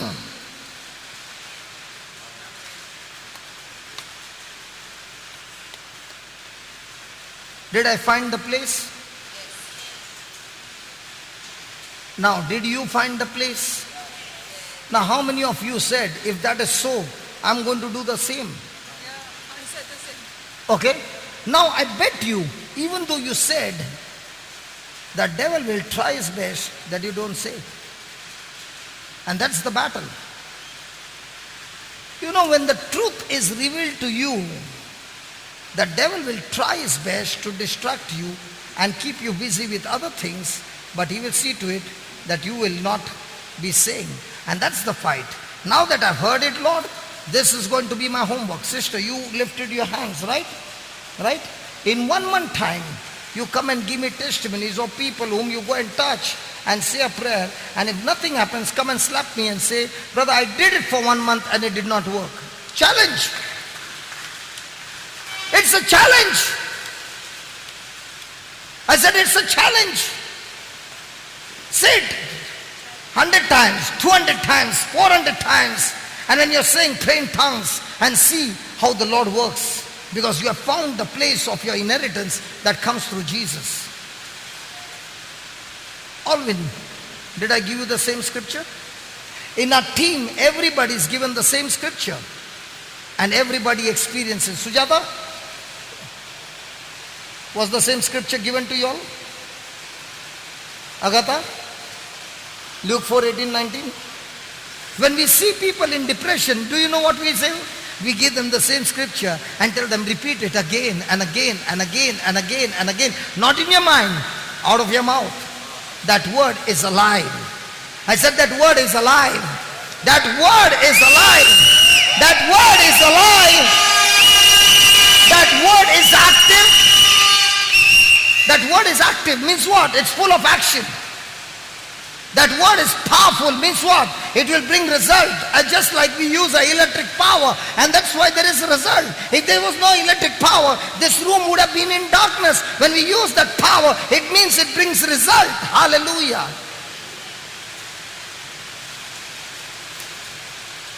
Now when you know this, do we have confidence now? Hello? Do we have confidence now? And this confidence, the Lord says, do not cast it out. Hold on to this confidence. It will surely bring forth your reward. When your confidence is gone, your faith is gone. And when your faith is gone, manifestation is gone. Because it is faith, an invisible substance that brings things from the spiritual to the natural. Hallelujah. We'll take some testimonies. Okay, go back to the slide. Hallelujah. Can I continue? It's only 7 o'clock. And why are you giving me a signal that you're hungry?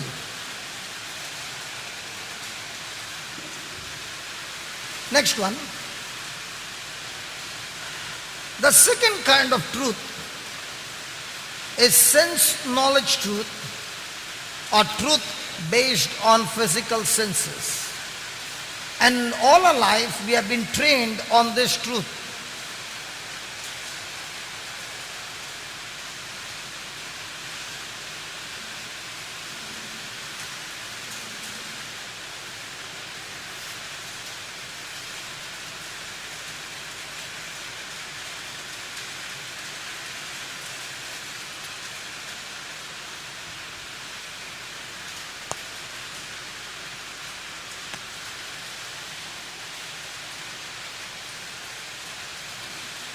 Have you finished?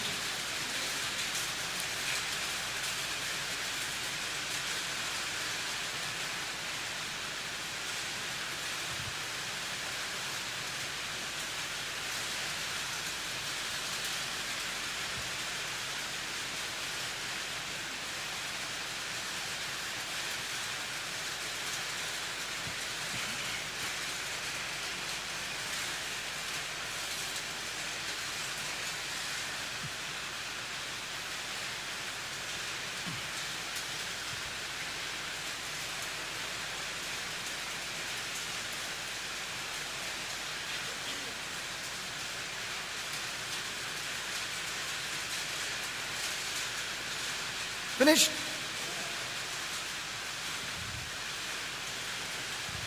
Now when you read that white book, let me show you what happens when you read those promises. Can I show you? I want you to see with your telescopic eye the unseen. Okay? Hebrews chapter 1 verse 14. Hebrews chapter 1 verse 14. Please read it. Are they not all ministering spirits? He's talking about the angels. The angels are what? What is the meaning of ministering spirits? They have got a ministry. Means what? They are supposed to serve. Actually, what's the meaning of the word ministering? Serving. Hallelujah. But we understand, I'm doing ministry work means what? Others should serve me. And that I always find when I'm sitting for dinner, people will go say, give me your plate. And I keep looking at them afterwards. Did they go to anybody saying, give me your plate?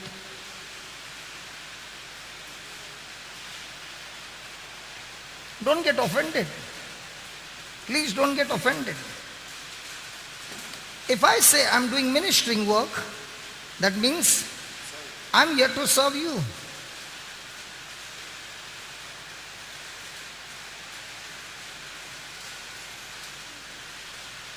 Okay. Are they not all ministering spirits? They are the angels. They are supposed to serve you. Sent forth to minister or serve for them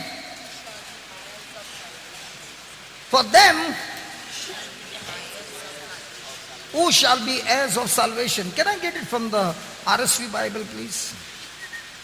I've got that word inherit.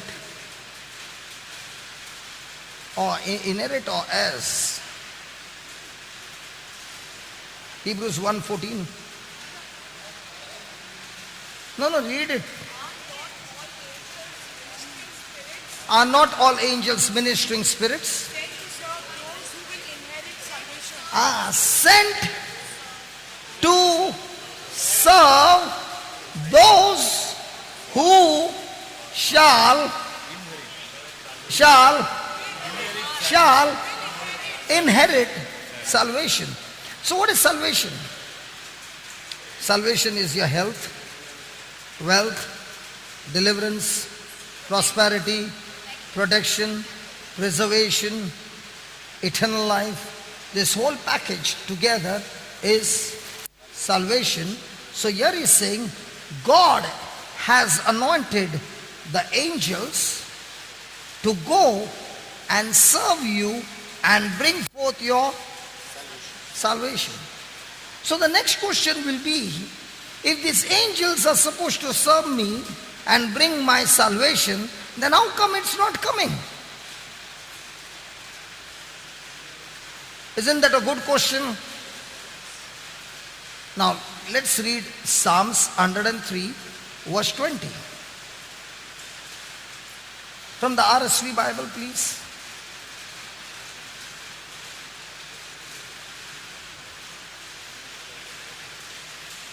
Bless the Lord. Say that again. Praise the Lord, you his angels. Praise the Lord, you his angels. You mighty ones. You mighty ones. Who do his bidding. Who do his bidding. Obey his word. Who obey his word. I think it's in the New American Bible. Anybody having a New American Bible? New American Bible? Okay. Thank God. We got different translations. Now we mix all these together. Yeah. Read that. So here we got the voice of his word. There we got the last line. Obey his word and then? Okay. Obey his word. Okay. Yes. Bless the Lord, you his angels, mighty in strength, who perform his word and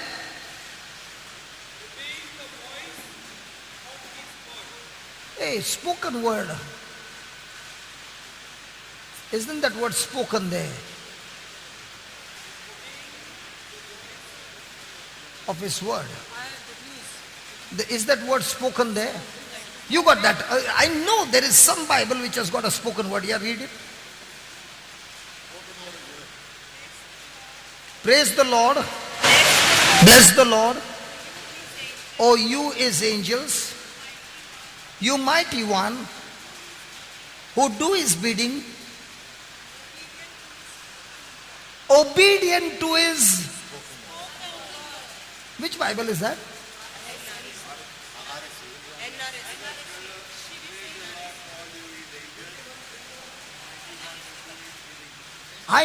That means my translation was right when I did not see. Then I thought American Bible because I was using these Bibles. Okay. No. 4 things. The angels are always praising God. 1. 2. The angels are mighty in strength.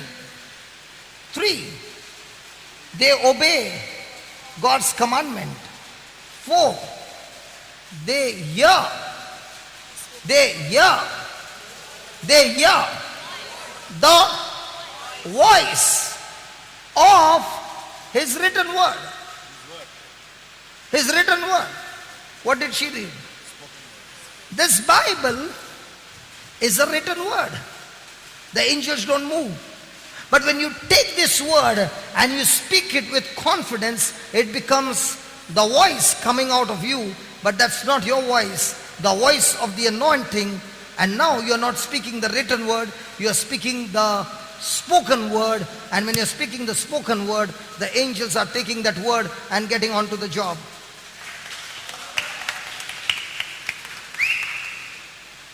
You didn't get? No, I got it. I was thinking about my case. You are thinking about your case. What's your case? Same thing, sir. Isaiah 61. For the last 1 year, I've been doing this. But I've been doing it in my mind. Just read it to the Lord. I'm not hearing it. Can you hear this? This brother is saying, I'm meditating on this word for 1 year, but I never opened my mouth and spoke the word. It's only running in my mind. Now, did he say spoken word or mind word? So if the Bible says spoken word, what do you say? I have to agree with that. I believe that. Praise God. Praise God. Now let's say a person never opened his mouth and spoke the word. Will the angels go and work for him? So imagine you are 50 years old. What are your angels doing from the last 50 years? Their wings by now is covered with spider webs. There is dust on their wings, and some of them must have forgotten to even fly.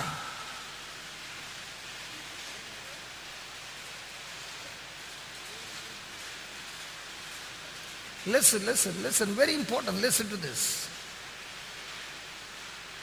The Bible says everything in heaven is the original, and what is on earth is the shadow.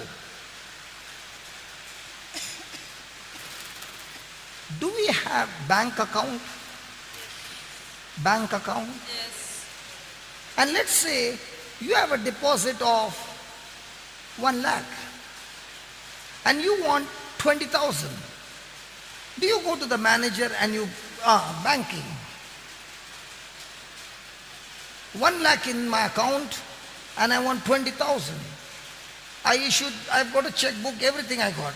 Do I need to catch your feet? Will you give me if I give you the check? Or will you say, come tomorrow?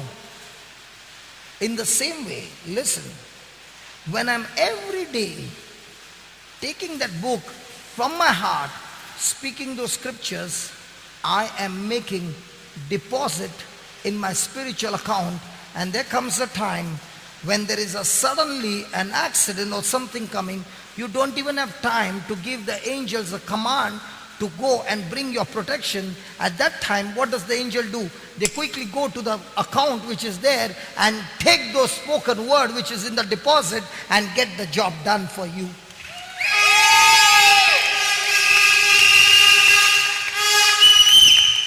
Can you ask your neighbor, do you have a spiritual account?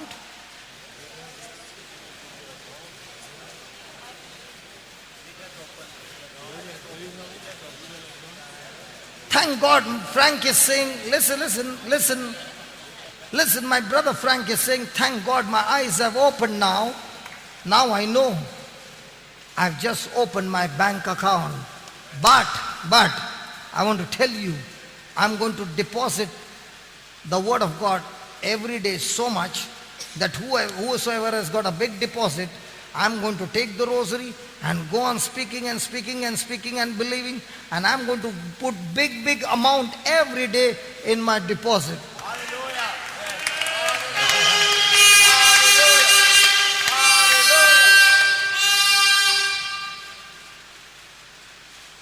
Can you touch your neighbor and say, make some deposits?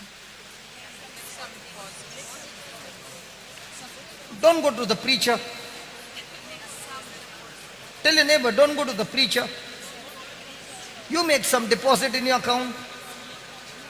The angels can fix up your situation. Tell your neighbor, the angels are waiting to fix up your situation. But please make some deposit.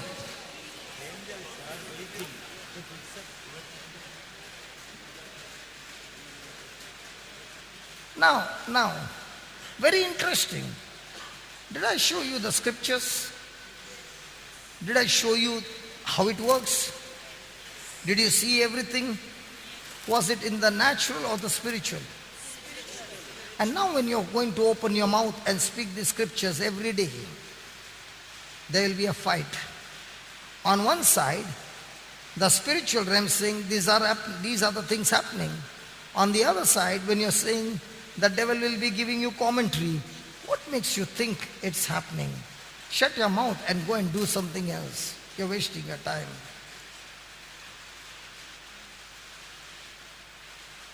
Sense knowledge, word knowledge. Which one you believe? And if you say, I believe word knowledge, then why is it that you don't make any deposit every day?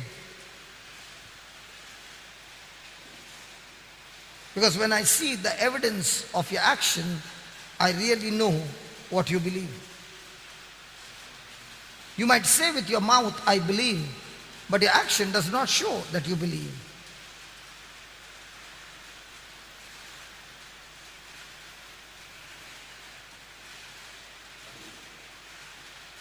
It's only 7:15, praise God.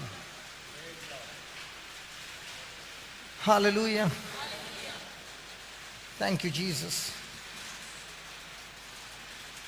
Now, are you going to still believe your eyes, which is saying 8 o'clock? Or are you going to believe your faith, which is saying 7 o'clock?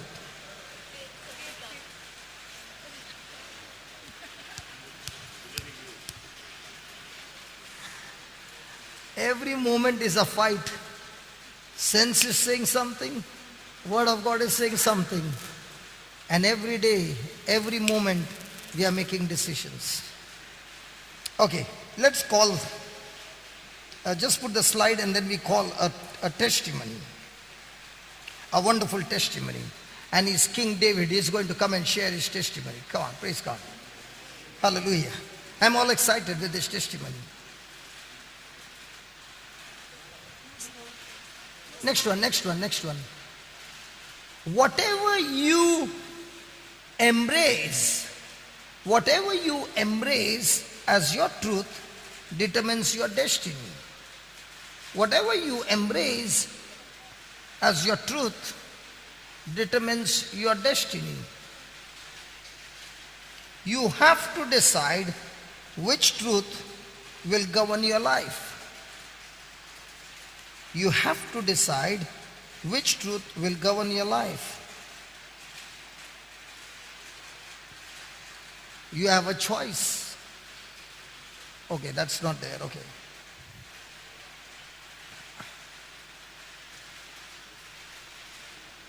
I think my dictation you are writing faster than the slide. Shut off that last slide. I will give dictation.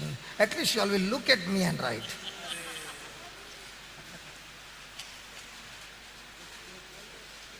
Now I know why the father got distracted that day for the Sunday Mass. Because he is reading and everybody is.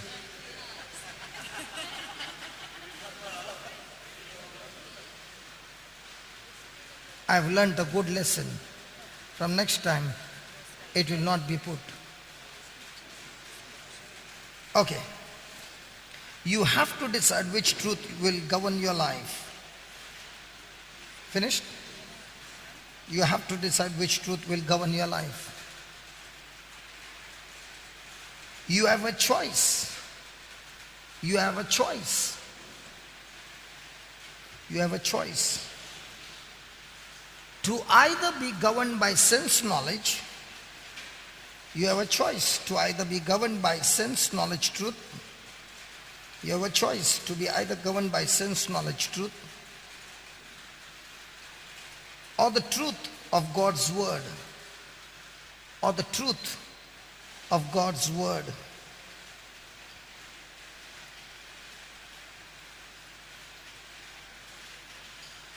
The decision to follow God's word, the decision to follow God's word must be solidified before the battle. Solidified like a concrete.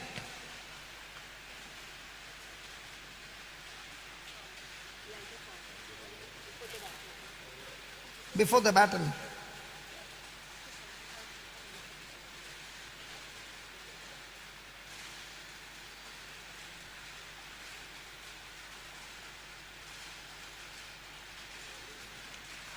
Hallelujah. Can you read those 3 lines? Whatever I embrace as my truth determines my destiny. So, if a person in relationship, for example, a person has got a good job and he makes a prayer and he says, God, you want me to be prosperous. It is your desire that I should be prosperous. So let me help you, Lord, to make me prosperous. And I promise you, I will give 40% tithes. So he's all working in the office and he starts taking bribe and he says, Psalms 91 every day.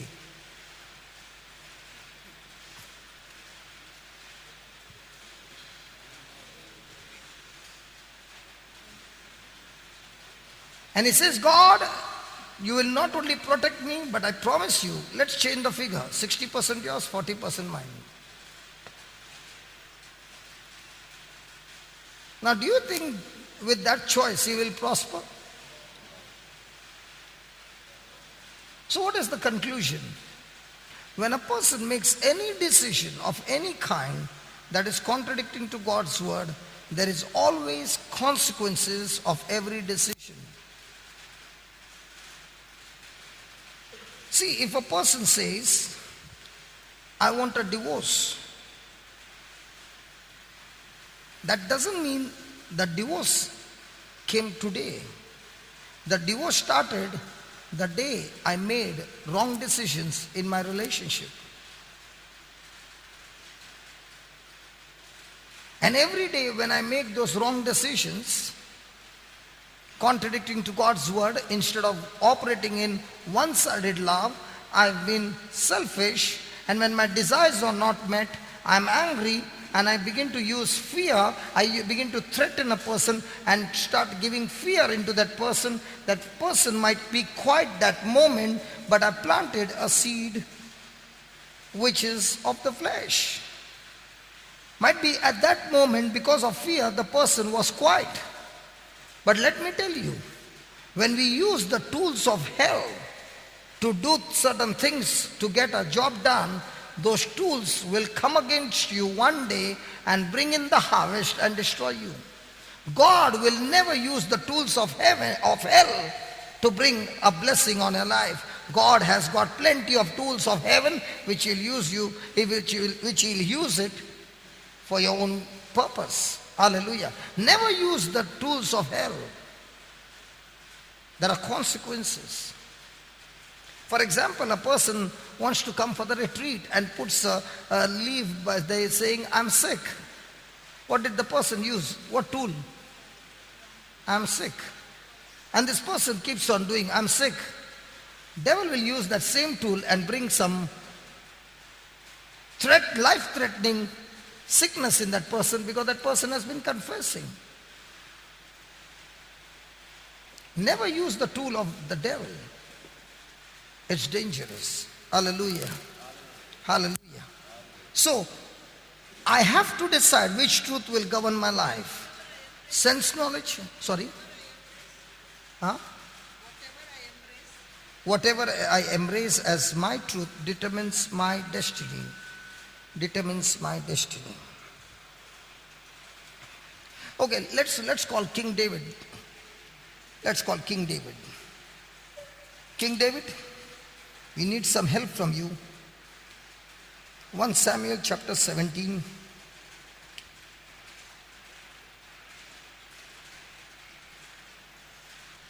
I'm going to read fast, okay?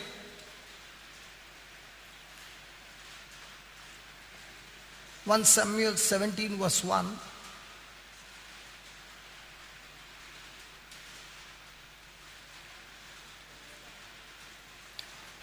Now the Philistines gathered together their armies to battle, and were gathered together at Socoh, which belonged to Judah, and pitched between Shocoh and Azekah in Ephes Damim. And Saul and the men of Israel were gathered together and pitched by the valley of Elah, and set the battle in array against the Philistines. And the Philistines stood on a mountain on one side, and Israel stood on a mountain on the other side. And there was a valley between them. And there went out a champion out of the camp of the Philistine named Goliath of Gath, whose height was 6 cubits, around 10 feet, and a span, 10 feet man, or just a little bigger than 10 feet. He had a helmet of brass upon his head. Is it 10 feet? Vijay, around 10 feet or more? It can't be 7 or 9. Huh? More than 10? 11. Around 11 feet. Okay. Because I'm not sure. It is written in my notes, but I did not get a chance to go through the notes because I was preparing for Caleb. Okay. He had a helmet of brass upon his head, and he was armed with a coat of mail, and the weight of coat was 5,000 shekels of brass, and he had greaves of brass upon his legs, and a target of brass between his shoulders, and the staff of his spear was like a weaver's beam, and his spear's head weighed 600 shekels of iron, and one bearing shield went before him. And he stood and cried unto the armies of Israel. He stood and cried unto the armies of Israel. Such a huge man, when he opens his mouth, his voice is like a thunder and causing extreme fear. And said unto them, why are you come out to set your battle in array? Am I not a Philistine, and you servants of Saul? Choose you a man for you, and let him come down to me. If you be able to fight with me and to kill me, then we will be your servants. But if I prevail against him and kill him, then you shall be our servants and servers. Hey, it was a one-sided match, man. 11 feet giant And the man against him will be 6 feet, maximum, or little more. It's a one-sided match. And the Philistines said, I defy the armies of Israel this day. Give me a man that we may fight together. And Saul and all Israel, and Saul and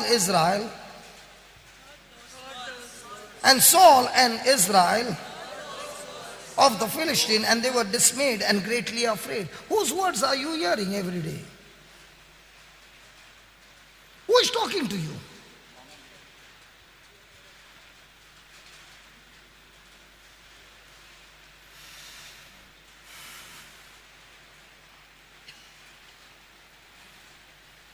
Praise God.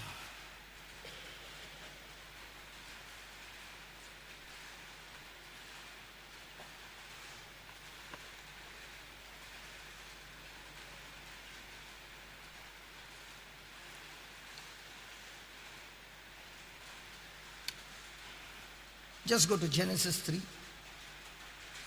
We'll come back to David. David, just hold on for a moment. We will just go next door to Genesis and we'll come back to you. Can we tell David to wait for some time? The night is young and there's plenty of time.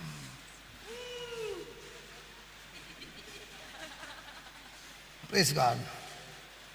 Anyway, tonight is the last night. I'm not there. I'm not there tomorrow night because I'm going to the next destination. So all I got to squeeze you is maximum tonight.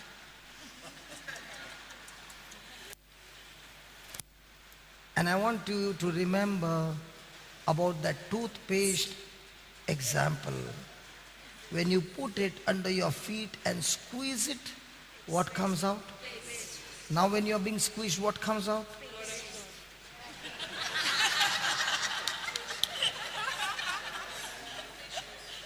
Please, people around the world are watching you, and when you say paste, they will think this is what I've taught you for 9 days.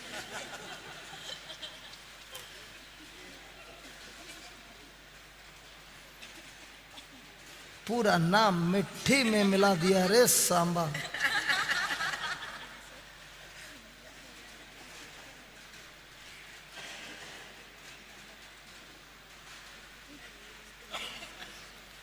Okay, Genesis 3 verse 7. We'll just go a little faster. 7.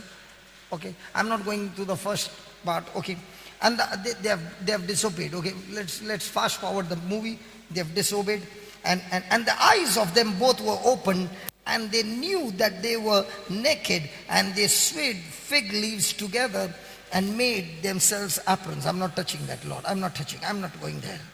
Let's go forward. And they heard the voice of the Lord God walking in the garden in the cool of the day. And Adam and his wife hid themselves from the presence of God among the trees of the garden. And the Lord God called unto Adam and said unto him, Where are you? And he said, I heard your voice in the garden, and I was afraid because I was naked and I hid myself. And God said, Who told you? Who told you? I never told you you are naked. Whom are you talking to? Was Adam not naked before? He was. Now who told him he's naked?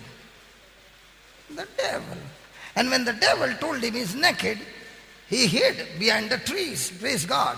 And God said, Who told you? I never told you you are naked. In the same way somebody comes and says, I have got diabetes. God is saying, Who told you? I never said you got diabetes. I said by the wounds of my son you are healed. Whom are you talking to? I'm weak. Who told you? Jesus is the strength of my life. I am scared. I got fear. Who told you? I never told you you got fear, because 2 Timothy 1:7 says, God has not given me the spirit of fear, but he has given you power, love, and sound mind.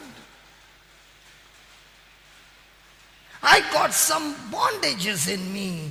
Who told you? The day you got adopted, you are free from every bondage or slavery of fear. I got some curse in my life. Who told you? I told you in Galatians 3:13 that Christ was made to be a curse in your place. And he has delivered you from every curse, and now you are under Abraham's blessing. Whom are you talking to? You know, I was teaching this in one place. Who told you? Now. What Adam was saying, did God say he is naked? Did his sense knowledge say he is naked? So God said, I never told you. I told you are covered with my glory. So, which one are we supposed to speak? What God told or what the commentator is saying? So I was saying and sharing this. So one mama said, brother, your teachings are sometimes dangerous. Because when I went home, I told my baby, listen baby, please study. Otherwise you will fail. The baby turned and said, who told you?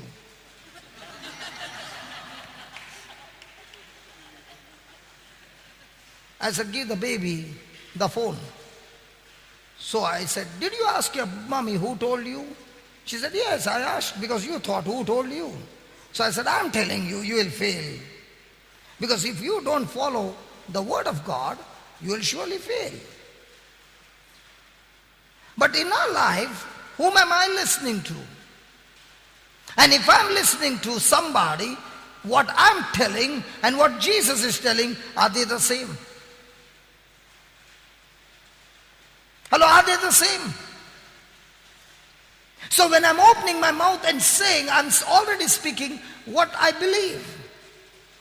And if I've told something that is contradicting to God's word, I've already made my decision not to believe this word. And when I believe something, a lie of the devil, my action by default will be something contradicting to God's word. Hallelujah. Did Adam, after the fall, listen to the commentary of the devil? And what did God say? I never told you you are naked. Because whosoever you are talking to has led you to this destination. You better stop talking to that fellow.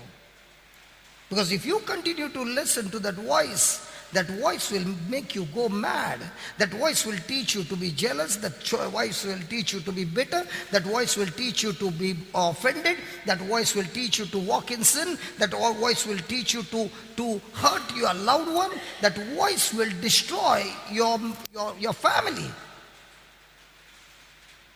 Can you ask your neighbor, who are you talking to? Can you ask your neighbor, who are you talking to? Are you talking to God, or is the stranger talking to you?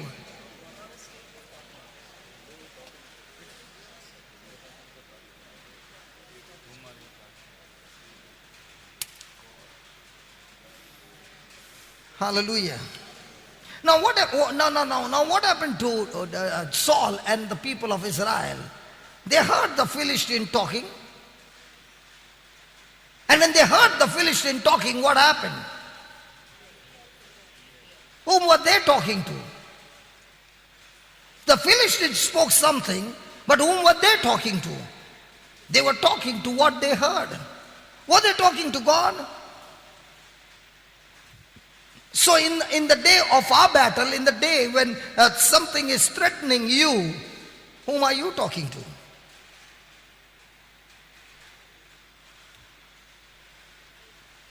Ask your neighbor. If you're going through some bad situation, whom are you talking to?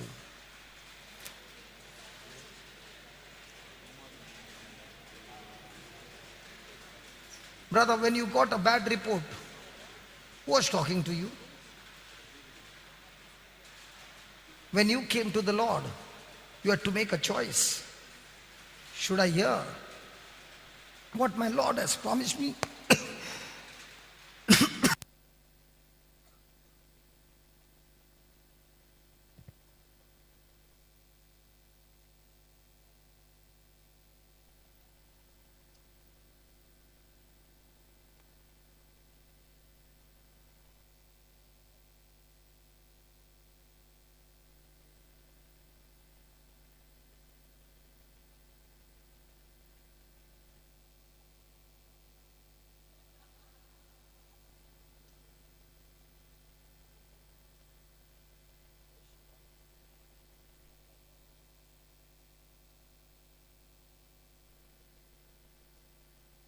I wanted only one sip.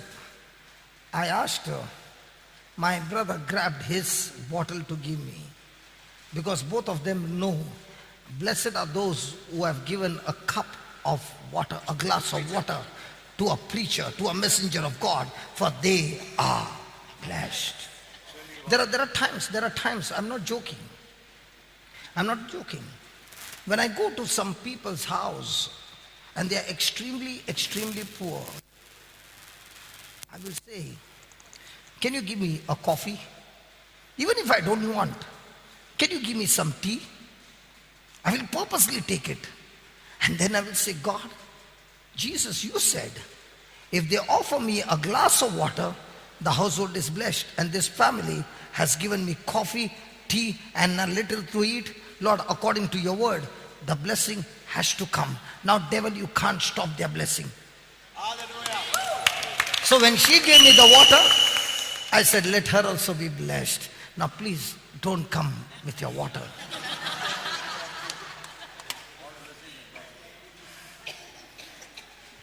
In other words, your actions quickly. Can I share one testimony? Please. I know it gets delayed, but please. Can I please? Please. Okay. It's a remarkable testimony. Sometimes God makes you do crazy things. And you begin to wonder why. Thank God for the railway in Bombay. When you're traveling to a destination, you can book your return ticket in one ticket.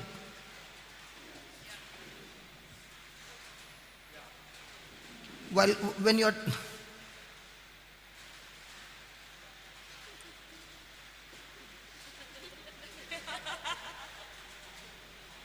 okay, you want a break?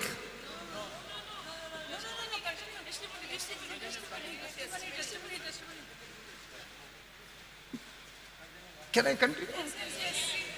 Okay.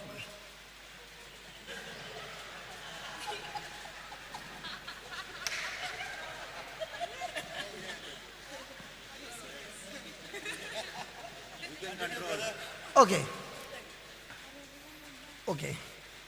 So I bought a return ticket from Daisar to Naigaon, and the same brother Julius, his relation, who was working in Middle East, had lost his job for 7 years, and he was in India, in Bombay for 7 years without a job.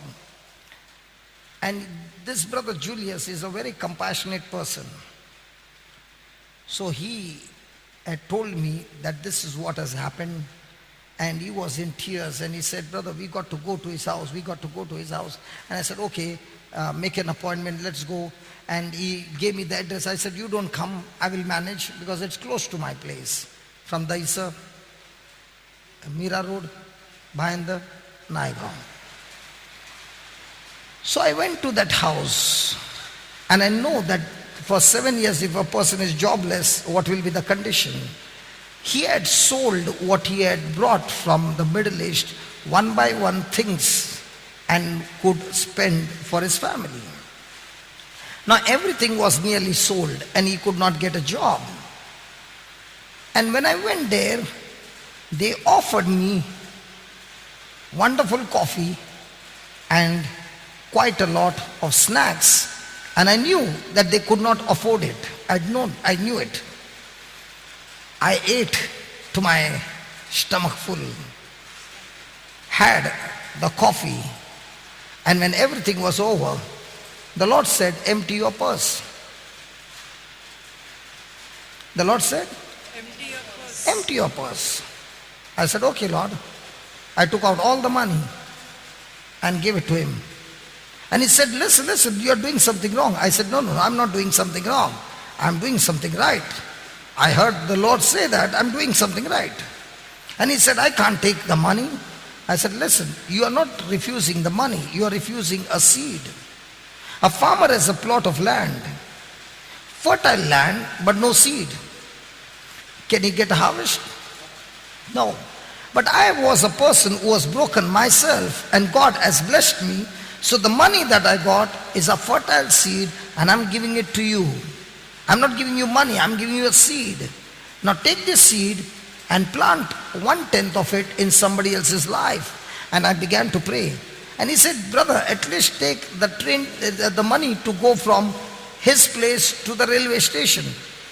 I said, no. When he said, empty your purse, empty your purse. And I'm thinking, I will surely get a lift. Because if I've done God's job, won't I get a lift? Okay. I finished everything, prayed everything. Now I got a ticket to go home, no problem. And now I want to go up to the station. It's not much, only 6 kilometers. And if it is 6 kilometers, my God will not make me walk so much. So I come out in the name of Jesus. Thank you, Jesus. Not a vehicle stopping. And I said, God, this is crazy. At least the rickshaw money I could have taken, no?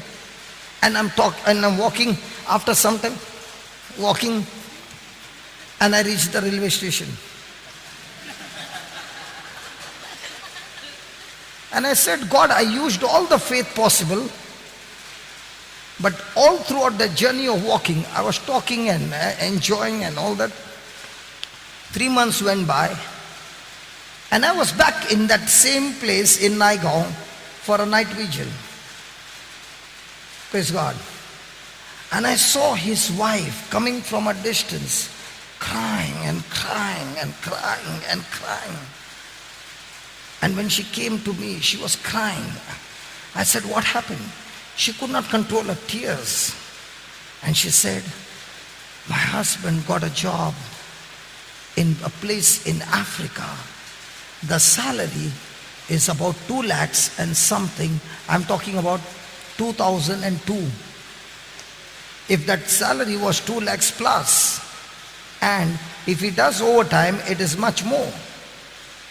But the condition is, out of 5 people, 4 people in that place where he's working has got HIV. And that's why the company picks them from the airport, takes them to the company. No outsider is allowed inside the company. They have to work there for the contract. When the contract is over, the company picks them up from the company and straight to the airport.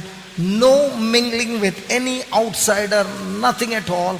And this wife was crying and she was saying, the last 2 months came his salary. By the time he did his overtime, it was 3 lakhs plus. And he's saying, everything is provided and everything has happened. Brother, when you planted that seed and you left, something happened. He got a call, he got the interview done, and he was in his 50s. He was in his 50s. And he got that job, an amazing job. This is what happens when you plant your seed. I've seen it happen. I've seen it happen again and again and again.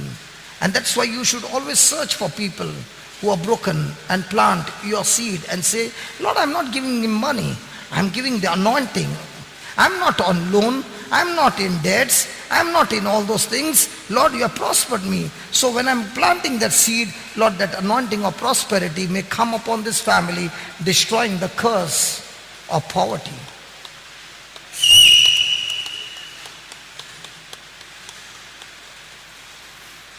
Thank you, Jesus. Thank you, Jesus. Thank you, Jesus. Thank you, Jesus. Somebody's praying hard, Jesus. And I think Jesus heard your prayer.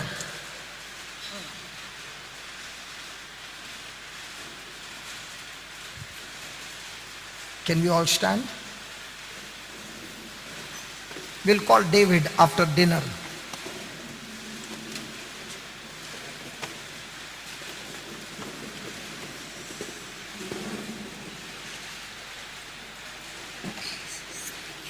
My friend, we have been listening to spiritual truths. We heard the Lord saying that He has put His angels charge over us. They are supposed to serve us.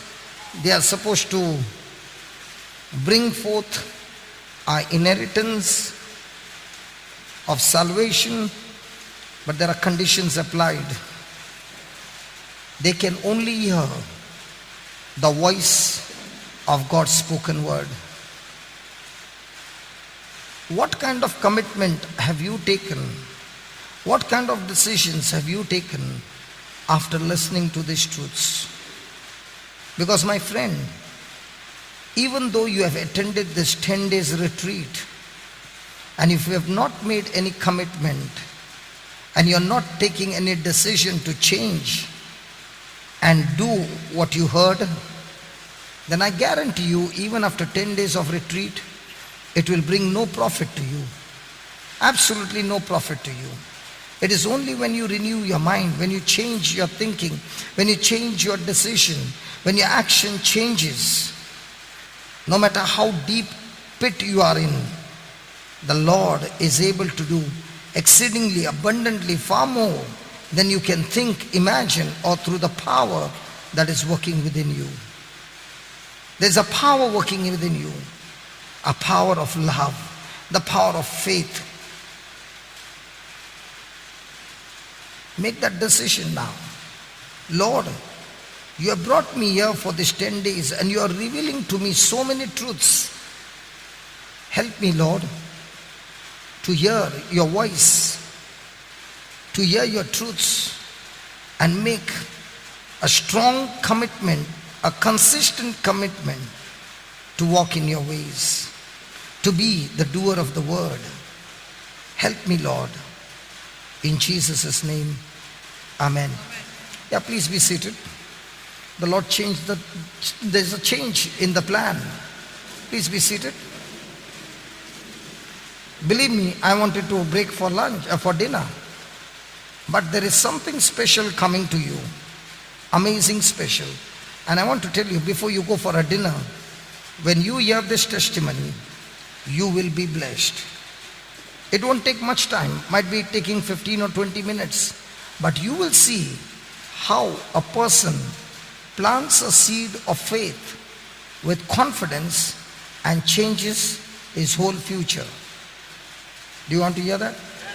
Vinod, come. Come, Vinod. Spa. Believe me, honestly, I made a prayer for dinner.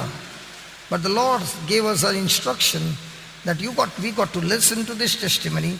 And when we are at dinner table, we better think on what we heard and chew, just like you chew the food, chew every word that you are hearing, because it's going to make an impact in your life. I want you to share about how you exercised your faith and how your wife, her experience and where it ended up. Okay?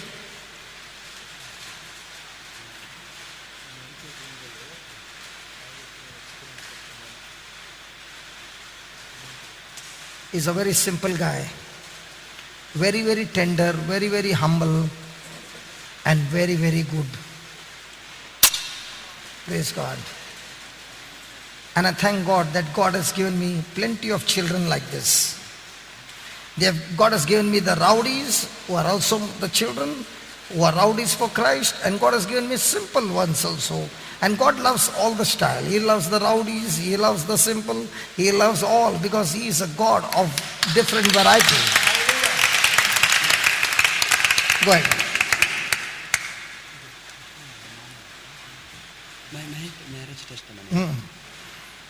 Price lord.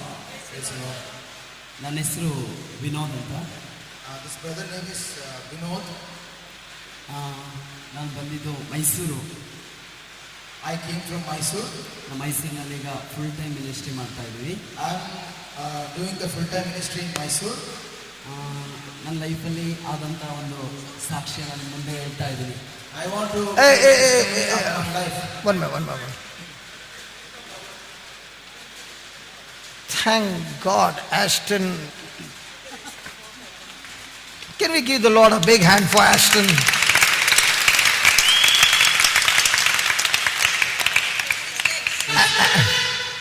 Ashton is working behind the scene. Yeah, go ahead, speak.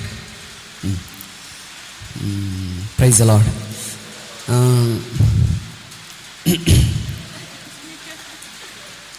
Okay, ನಾನು ಅಂದರೆ full time ministry ಮಾಡ್ತಾ ಇದ್ದೆ. ಯಾಕಂದರೆ ನಾನು first ನನಗೆ government job ಆಗಿತ್ತು. ಆ government job ನಾನು ಕ್ವಿಟ್ ಮಾಡಿ ಮತ್ತೆ ಫುಲ್ ಟೈಮ್ ಮಿನಿಸ್ಟ್ರಿಗೆ ಬಂದೆ. Little down. Ashton, a little low. Okay, go ahead.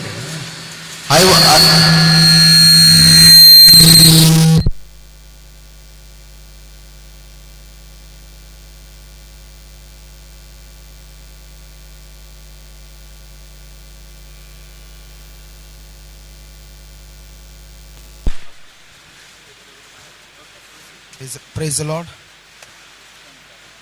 Praise the Lord. I was working in the central government job.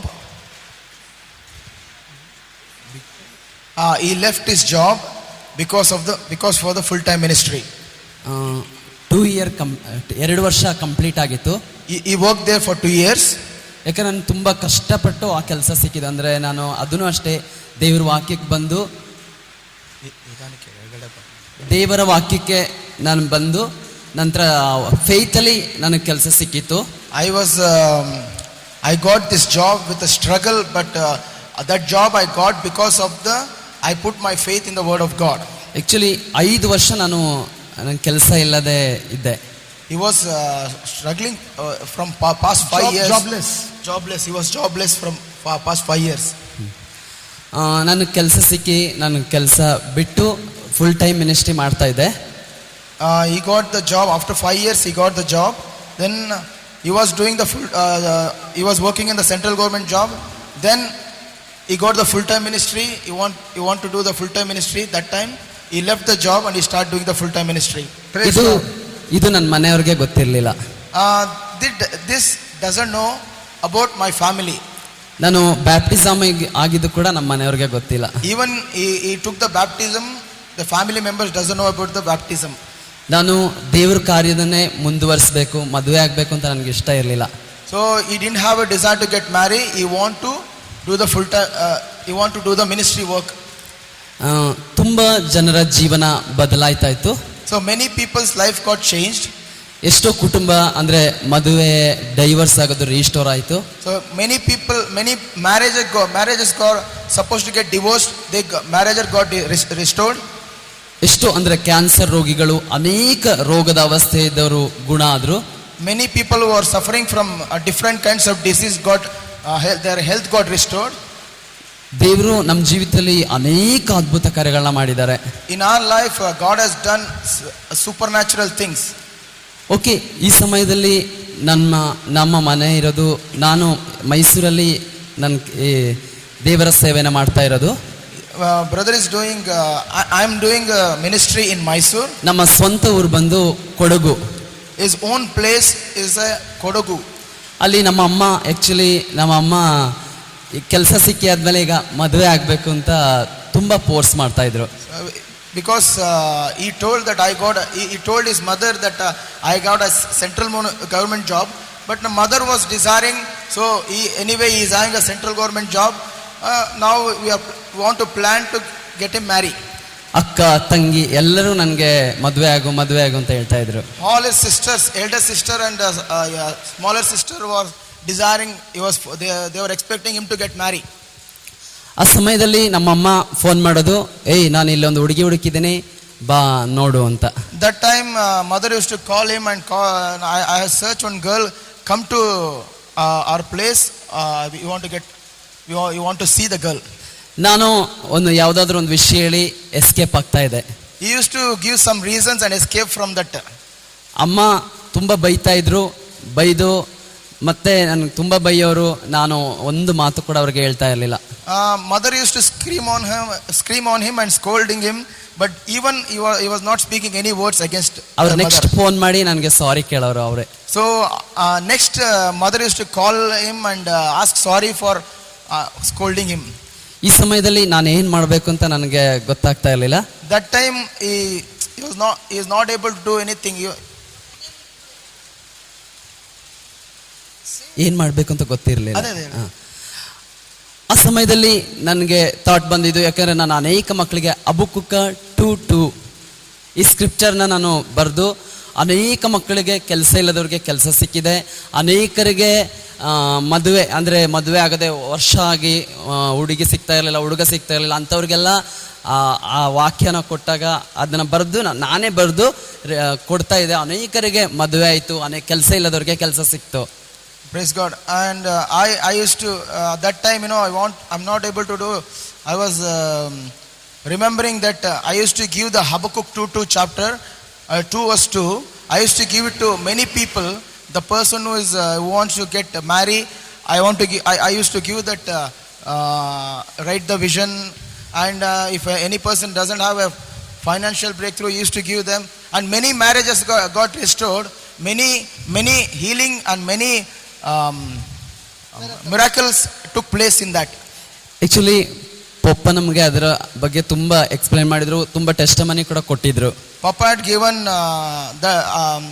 explained about that scripture very clearly, and he had given many testimonies on that scripture. ಆಗ ನನಗೆ ಬಂದಿದ್ದು, ನಾನು ಯಾಕೆ ಮಾಡಬಾರ್ದು ಅಂತ. And that time he remembered, why should I do? I should not do. ನಾನು ಆ ಹಬಕ್ಕೂಕ 2:2 ಅಂದರೆ ಆ ವಿಷನ್ನ ನಾನು ಬರೆದೆ. Then he started to write this according to the scripture. He started writing the vision. I'll translate. I'll try. Scripture by scripture. By scripture, he began to make vision and write down his vision. First write Habakkuk 2:2 ಅಲ್ಲಿ ವಿಶ್ವಾಸಿ ಮಗಳು ಸಿಕ್ಕಿದ್ದಕ್ಕಾಗಿ ಸ್ತೋತ್ರ. First word is saying that my child, write down a vision. No. Okay, you translate. He wrote the vision. Thank you, Jesus, for giving me the girl who is in faith. ಆದಮನನ್ನು ಸೃಷ್ಟಿಸಿದವರು ದೇವರು, ಅವನ ಪಕ್ಕೆಯಿಂದಲೇ ಅವಳನ್ನ ಸೃಷ್ಟಿ ಮಾಡಿದ್ರು. God created Adam and he took the rib from Adam. He created Eve. Actually ಅದು ತೋಬಿತನ ಗ್ರಂಥದಲ್ಲಿ ಇದೆ. ತೋಬಿಯಾಸ ಮತ್ತು ಸಾರಳು ಅವರು ದೇವರಿಗೆ ಅವರು ಪ್ರಾರ್ಥನೆ ಮಾಡ್ತಾರೆ. In the book of Tobit, it says Tobias and Sarah both together prayed to the Lord. ಮಾತ್ರ ಅಲ್ಲ, ಆದಿಕಾಂಡದಲ್ಲೂ ಕೂಡ ಅದು ಲಿಖಿತವಾಗಿದೆ. Even in the Genesis also it is written. ಅದು ನಾನು ಬರ್ದೆ, ಏನು ಬರ್ದೆ ಅಂದರೆ, ಆದಾಮನಿಗಾಗಿ ಆದಾಮನಿಗೋಸ್ಕರ ಸಹಾಯಕಳಾಗಿ ಬೆಂಬಲವಾಗಿ ಕೊಟ್ಟಿದ್ದೀರಿ. For Adam he created Eve to be a helper. Yeah. Okay, ಅದನ್ನು ನಾನು ಬರ್ದೆ. ಮಾತ್ರ ಅಲ್ಲ, Okay, you did not hear. For Adam, God created Eve to be a helper. Then ಮಾತ್ರ ಅಲ್ಲ, ಪವಿತ್ರಾತ್ಮರ ಆಳವಾದ ಗುರುತು. There is a mark of the Holy Spirit in that. ಎರಡು ಕುಟುಂಬದ ಆಶೀರ್ವಾದದೊಂದಿಗೆ, with both the families blessing. ಮಾತ್ರ ಅಲ್ಲ, ಆ ಮಗಳು ಸೊಸೆಯಾಗಿ ಅಲ್ಲ ನನ್ನ ಕುಟುಂಬಕ್ಕೆ ಬರಬೇಕಾಗಿದ್ದು, ನಮ್ಮ ತಾಯಿ ತುಂಬ ಬಳ ಓಕೆ ಮಗಳಾಗಿ ಬರಬೇಕು. Because he wrote the vision like that my wife should be not like a daughter-in-law, she should come like a daughter. So that because brother's mother is very grumbling always, that's why. ಮಾತ್ರ ಅಲ್ಲ, ನನ್ನ ಅಂದರೆ prayer ಲೈಫಿಗೆ ಆಗಿ ಬಂದು ಅನೇಕ ಮಕ್ಕಳು ನಮ್ಮ ಮನೆಗೆ ಬರೋರು, ಅಂದರೆ ಬ್ರದರ್ಸ್ ಮತ್ತು ನಮ್ಮ ಫ್ರೆಂಡ್ಸ್ ಎಲ್ಲ ನಮ್ಮ ಮನೆಗೆ ಬರ್ತಾಯಿದ್ರು. Many people, all the brothers and sisters who were in the ministry, they used to come for the brother Tobit Vinod's house. ಇದು ಯಾಕಂದರೆ ಯಾರೇ ಬರುವಾಗ ಮದುವೆ ಆದರೂ ಬರೋಕ್ಕಾಗಲ್ಲ, ಹಂಗೆಲ್ಲ ಎಲ್ಲರೂ ಅಂದರೆ ಮದುವೆ ಆಗಿವ ಒಂದು ಇದಿರಬಾರ್ದು, ಎಲ್ಲರೂ ನಮ್ಮ ಮನೆಗೆ ಫ್ರೀಯಾಗಿ ಬರಬೇಕು. Everyone who comes to his house, everyone has to come free. ನಮ್ಮ ಮಿನಿಸ್ಟ್ರಿ ಒಂದಿನ ಕೂಡ ಸ್ಟಾಪ್ ಆಗಬಾರ್ದು. ಮದುವೆ ಆಗಿದೆ, ಅನೇಕ ಮದುವೆ ಕಾರ್ಯದಲ್ಲಿ ಜಗಳ ಮತ್ತು ಆ ಕಾರ್ಯ ಅದೇನಾಗಬಾರ್ದು, ಒಂದಿನ ಕೂಡ ನನ್ನ ಮಿನಿಸ್ಟ್ರಿ ಸ್ಟಾಪ್ ಆಗಬಾರ್ದು. When that girl comes to get married, because of the marriage, it should not bring any obstruction in my ministry. There should be absolutely no block. I want this ministry to continue continuously. Yes. ಎರಡು ಕುಟುಂಬದ ಆಶೀರ್ವಾದದೊಂದಿಗೆ ಈ ಮದುವೆ ನಡಿಬೇಕು. I want the blessings of both the families. Yes, ಮಾತ್ರ ಅಲ್ಲ, ಎಲ್ಲರೂ ಬಂದು ಆ ಮದುವೆನ ಆಶೀರ್ವಾದ ಮಾಡಬೇಕು. Come here. Come here. You can understand quite a lot. Come here. Okay. ಮಾತ್ರ ಅಲ್ಲ, ಎರಡು ಕುಟುಂಬದ ಆಶೀರ್ವಾದದೊಂದಿಗೆ ಅದು ಓಕೆ ಆಯಿತು. Praise God. ಅದಕ್ಕೆ ಬೇಕಾದ ಮದುವೆಗೆ ಬೇಕಾದ ಎಲ್ಲ ಅವಶ್ಯಕತೆಗಳನ್ನ ದೇವರೇ ನೀವು ಪೂರೈಸಿದ್ದೀರಾ. Come here. Every provide. Whatever we needed, whatever I need for the marriage, for the wedding, God will provide. Yes. Okay, just give him a chance. Because see, you are only listening to the vision. Now he is going to explain to you how the vision comes true. Because for us, we always want the vision to come true the way we desire. But the vision never came that way. It came through an impossible, unimaginable way, and it is amazing. And that vision has come so true and exactly what he has written. That's why ಇದನ್ನೆಲ್ಲ ನಾನು ಬರೆದು ನನಗೆ ಯಾವಾಗ ಅದು ಅಂದರೆ ನಮ್ಮ ಮನೆಯಿಂದೆಲ್ಲ ಬೈತಾರೆ, ಆ ಸಮಯದಲ್ಲಿ ಕೈ ಇಟ್ಟು ಅದನ್ನು ಕನ್ಫೆಸ್ ಮಾಡಲಿಕ್ಕೆ ಶುರು ಮಾಡಿದೆ. He wrote it and then he put his hands on that paper and started confessing it continuously. ಅದನ್ನ ವಿಷನ್ ಮಾಡೋಕ್ಕೆ ಶುರು ಮಾಡಿದೆ. He started the vision of it. Okay, ಆ ಸಮಯದಲ್ಲಿ ನಮ್ಮ ಅಮ್ಮ ಅದೇ ರೀತಿ ನನಗೆ ಹೇಳ್ತಾನೆ ಇದ್ರು. His mother continued with the same topic like before. ಆದರೆ ಆ ವಿಷನ್ ನನ್ನ ಜೀವಿತದಲ್ಲಿ ಕಾರ್ಯ ಮಾಡಲಿಕ್ಕೆ ಶುರು ಮಾಡ್ತು. That vision started working. First ನನ್ನ ತಂಗಿ ಅಂದರೆ ಎಲ್ಡರ್ ಸಿಸ್ಟರ್, ಅವರ ಕುಟುಂಬದಲ್ಲಿ ಒಂದು ದೊಡ್ಡ ಪ್ರಾಬ್ಲಮ್ ಅಂದರೆ ಅವರ ಅತ್ತೆಗೆ ಕಾಲು ನೋವಾಗಿತ್ತು. ಅಲ್ಲಿಗೆ ನಾನು, ನಮ್ಮ ಬ್ರದರ್ ಮತ್ತು ಇನ್ನೊಂದು ಬ್ರದರ್ ಪುನೀತ್ 3 ಜನ ಅಲ್ಲಿ ಹೋಗಿದ್ವಿ. When his elder sister's mother-in-law's feet got hurt, the brothers went there to pray for her. ಅವರು ದೇವ್ರ ವಾಕ್ಯ ಕೊಟ್ಟು ಸಂಪೂರ್ಣವಾಗಿ ಅವರು ಗುಣ ಆದರು. She got healed completely. ಅವರ ಇಡೀ ಕುಟುಂಬ ರಕ್ಷಣೆ ಹೊಂದಿದ್ದು ಮಾತ್ರ ಅಲ್ಲ, ಅವರು ದೀಕ್ಷಾಸ್ಥಾನ ಕೂಡ ಪಡ್ಕೊಂಡ್ರು. They became converted and became Christians. Next ನನ್ನ ಅಮ್ಮನಿಗೆ ಅಂದರೆ ಯೂಟ್ರಸ್ ಪ್ರಾಬ್ಲಮ್ ಆಯಿತು. His mother got uterus problem. ಅದಕ್ಕೆ ನಮ್ಮ ಕೊಡಗಿನಲ್ಲೇ ಅನೇಕ ಟ್ರೀಟ್ಮೆಂಟ್ ಎಲ್ಲ ತಗೊಂಡ್ರು. She took many treatments in the village. Tablet ಎಲ್ಲ ತಗೋತಾ ಇದ್ರು. She took tablets. ಗುಣ ಆಗಲಿಲ್ಲ. It did not heal. ಆಗ ನಾನು ಹೇಳಿದೆ, ಅಮ್ಮ ಪ್ಲೀಸ್ ಬನ್ನಿ ಮೈಸೂರಿಗೆ. He said, please come to the Mysore for treatment. ಮೈಸೂರಿಗೆ ಬಂದರು. ನಾನು ಕೂಡ ಕರ್ಕೊಂಡೋದೆ ಆಸ್ಪತ್ರೆಗೆ. He took her to the hospital in Mysore.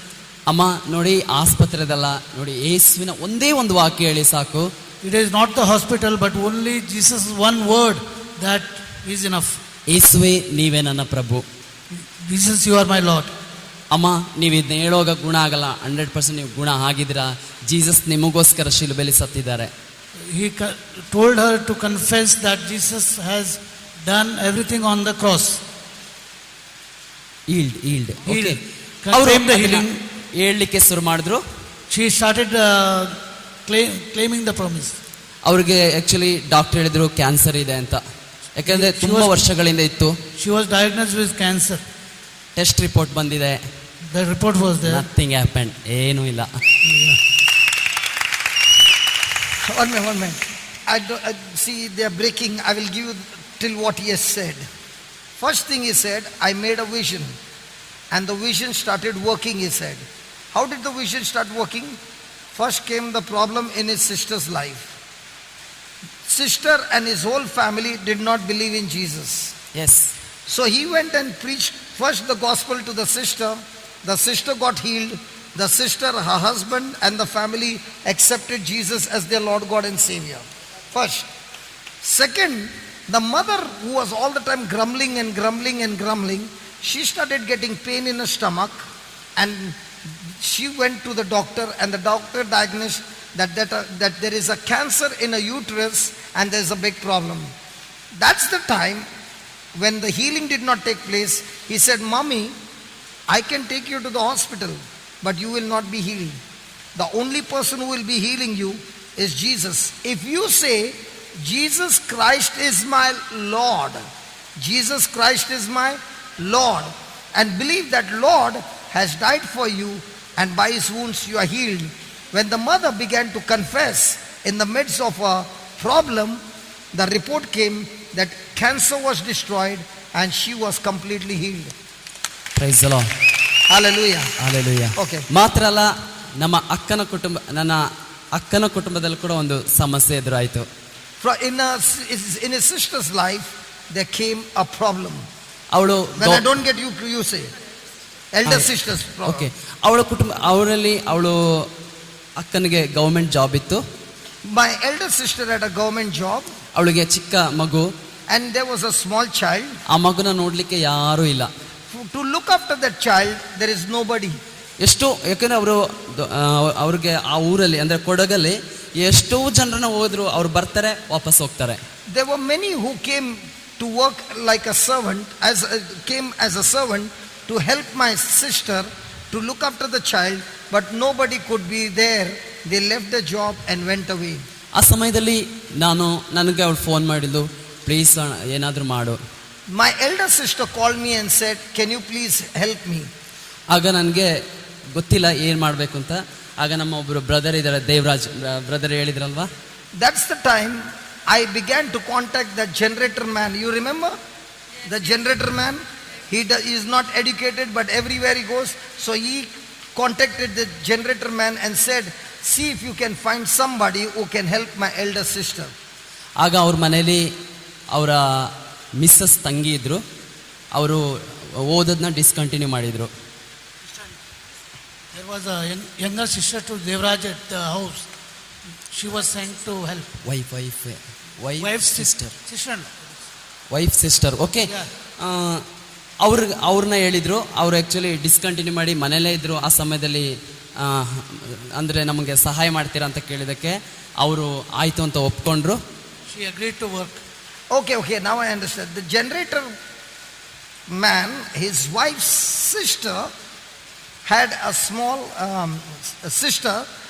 She said, because this man is preaching the word of God, okay, I am ready to help his elder sister to look after the child, to come as a servant,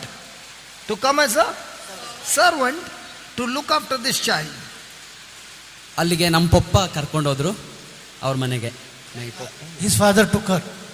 okay, ಆ ಸಮಯದಲ್ಲಿ ಅಲ್ಲಿಯೂ ಅಷ್ಟೇ ಅವರ ಕುಟುಂಬದಲ್ಲಿ ಸಂಪೂರ್ಣ ಬದಲಾವಣೆ ಆಯಿತು. There was a When this girl came to the house, and this girl used to come for his Bible class. Now listen how things happen. This girl was coming to the Bible class, and she had learned the topic on servanthood. She did not want to be a servant, but because there was a problem in his house, she said, "Okay, I'm ready to leave my house and come to your sister's house as a servant and look after that child."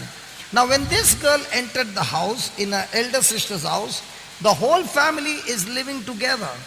This girl's entry in the house brought an explosion in the family. Okay, ಆ ಸಮಯದಲ್ಲಿ ನಾನು ಯೋಚನೆ ಮಾಡಿಲ್ಲ. ನಮ್ಮ ಕುಟುಂಬದವರೆಲ್ಲ discussion ಮಾಡಕ್ಕೆ ಶುರು ಮಾಡಿದ್ರು. Now I did not discuss At that time, Look there, he look. did not think about the marriage and all, but the family started discussing about it.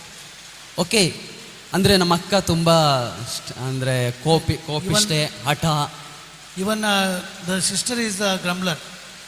ಆಗ ಅವ್ರು ಯೋಚನೆ ಮಾಡಿದ್ರು, ಈ ಹುಡುಗಿ ಇವ್ರ ಮನೇಲಿ ಅಂದರೆ ಕರೆಕ್ಟಾಗಿ ಇದ್ದಾಳೆ ಅಂದರೆ, ಇವ್ರ ಮನೇಲೇ ಇದ್ದಾಳೆ ಅಂದರೆ 100% ನನ್ನ ತಂಗಿ ಹೇಳ್ತಿರೋದು ನನ್ನ ಅಣ್ಣನಿಗೆ ಕರೆಕ್ಟಾಗಿದ್ದಾಳೆ. If this girl can work at the sister's place, who is a grumbler, this girl can be suitable for the brother also. Okay ನಮ್ಮ ಅಮ್ಮನೂ ಅಷ್ಟೇ, ಓ ಈ ಹುಡುಗಿ ಸರಿಯಾದ ಹುಡುಗಿ. That is what the mother also thought, that this is the right girl. Actually ಈ ವಿಷಯ ನನಗೆ ಗೊತ್ತಿಲ್ಲ. He did not know that matter. He did not know the matter. Speak it like a preacher here. Okay. He That's did why not know the matter. Okay. Keep the matter. Okay. Okay, ಆ ಸಮಯದಲ್ಲಿ ನಮ್ಮ ಕುಟುಂಬ ಎಲ್ಲ discussion ಮಾಡಿದ್ದು ಮಾತ್ರ ಅಲ್ಲ, ಅವ್ರ ಭಾವನಿಗೆ phone ಮಾಡಿದರು. They called the brother-in-law after the discussion. ಅವರು ಕೂಡ ಖುಷಿ ಆಯಿತು. Even they were happy. ಮಾತ್ರ ಅಲ್ಲ, ಅವರ ಅಂದರೆ ನಮ್ಮ ಮಿನಿಸ್ಟ್ರಿ ಅವ್ರಿಗೆಲ್ಲರಿಗೆ, ದೊಡ್ಡ ಯಾರೆಲ್ಲ ಇದ್ದಾರೆ ನಮ್ಮ ಮಿನಿಸ್ಟ್ರಿಯಲ್ಲಿ ಮೈಸೂರಲ್ಲಿ, ಅವ್ರಿಗೆಲ್ಲರಿಗೆ ಹೇಳಿದರು. They told the people in the ministry everywhere. ಅಲ್ಲಿಂದ ನನಗೆ ಹೇಳಿದರು. ನಿಜವಾಗ್ಲೂ ನನಗೆ ಶಾಕ್. ಮಾತ್ರ ಅಲ್ಲ, ನನ್ನಲ್ಲಿ ಗೊತ್ತಲ್ವಾ ಕಾಮೆಂಟ್ರಿ ಬರ್ತಾ ಇತ್ತು. At that time, commentary was coming to him. ನಮ್ಮ ಮಿನಿಸ್ಟ್ರಿ ಅಂದರೆ ನಮ್ಮ ಮಿನಿಸ್ಟ್ರಿಯಲ್ಲಿ ಇರುವವರು ಎಲ್ಲರೂ ಕೇಳ್ತಿದ್ದಾರೆ, ಇದು ವೈ ವಿನೋದ್ ಶ್ಯಾಡ್. The people used to ask, why you are so shy? Okay, ಯಾಕೆ ಈ ರೀತಿ ಇದೆಯಾ ನೋಡಿ, ಇಷ್ಟ ಇಲ್ಲ ಅಂದರೆ ಬೇಡ, ಪರವಾಗಿಲ್ಲ, ಬಿಟ್ಬಿಡು. Why are you so? If you don't like, you say so. Okay, ಆ ಸಮಯದಲ್ಲಿ ನಾನು ಬರೆದಂಥ ಸ್ಕ್ರಿಪ್ಚರ್ನ ನೋಡಿದೆ. At that time, he saw the scripture. ಇದು ನನ್ನಿಷ್ಟಲ್ಲ, ದೇವ್ರದು. It is not mine, that is God's, he said. ಮಾತ್ರ ಅಲ್ಲ, ನನ್ನ ಮದುವೆ ಚರ್ಚಲ್ಲೇ ನಡೀತು. There was a discussion about the marriage after that. ನಮ್ಮ ಅಮ್ಮನೇ ಹೇಳಿದರು, ಯಾಕಂದ್ರೆ ಆ ಹುಡುಗಿ ಕೂಡ ಬ್ಯಾಪ್ಟಿಸಮ್ ಆಗಿರಲಿಲ್ಲ. At that time, his own mother said, though she was not baptized in the... okay, ನಮ್ಮ ಅಮ್ಮ ಹೇಳಲಿಲ್ಲ, ಅವಳಿಗೆ ಬ್ಯಾಪ್ಟಿಸಮ್ ಆಗಿರಲಿಲ್ಲ. That mother did not say she was not baptized at that time.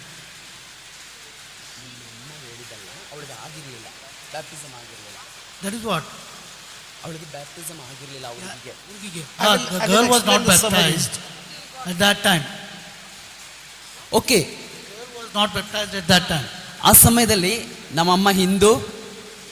At that time, his mother was a Hindu. ಅಮ್ಮ ಹೇಳಿದ್ರು ಅವ್ರ ಭಾವನಿಗೆ ಅವಳಿಗೆ baptism ಕೊಡಿಸಿ. His mother said to the brother-in-law to baptize the girl. ಚರ್ಚಲ್ಲೇ ಮದುವೆ ಮಾಡೋಣ, Then to get married. Actually ಅದಕ್ಕಿಂತ ಮುಂಚೆ ನಮ್ಮ ಅಮ್ಮ ಹೇಳಿದ್ರು.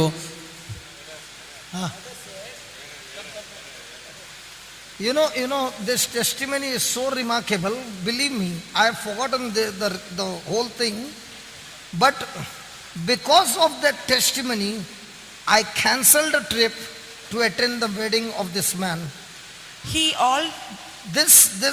This girl who doesn't need a work, but because she saw that this man who is giving me a Bible teaching, let me go and practice it in his sister's house, who is drinking and having a child and nobody to look after.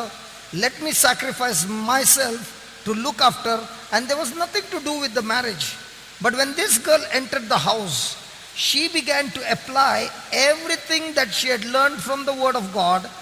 The brother-in-law or the sister, the treatment was not good because they are not in the Word. Okay?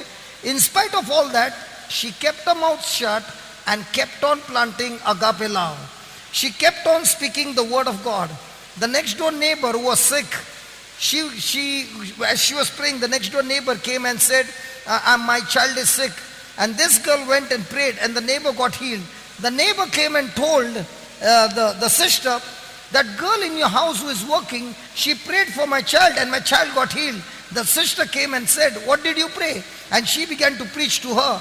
The sister got converted, the brother-in-law got converted, the mother got converted, the father got converted, the whole family got converted, and they all got baptized because this girl came to the house, practiced being a servanthood, sacrificing. No matter what they said in the beginning, she continued to plant the seed of love and love and love and love. And because of her, one by one, every family member got converted. And then they said, we want you to be the daughter-in-law of this family.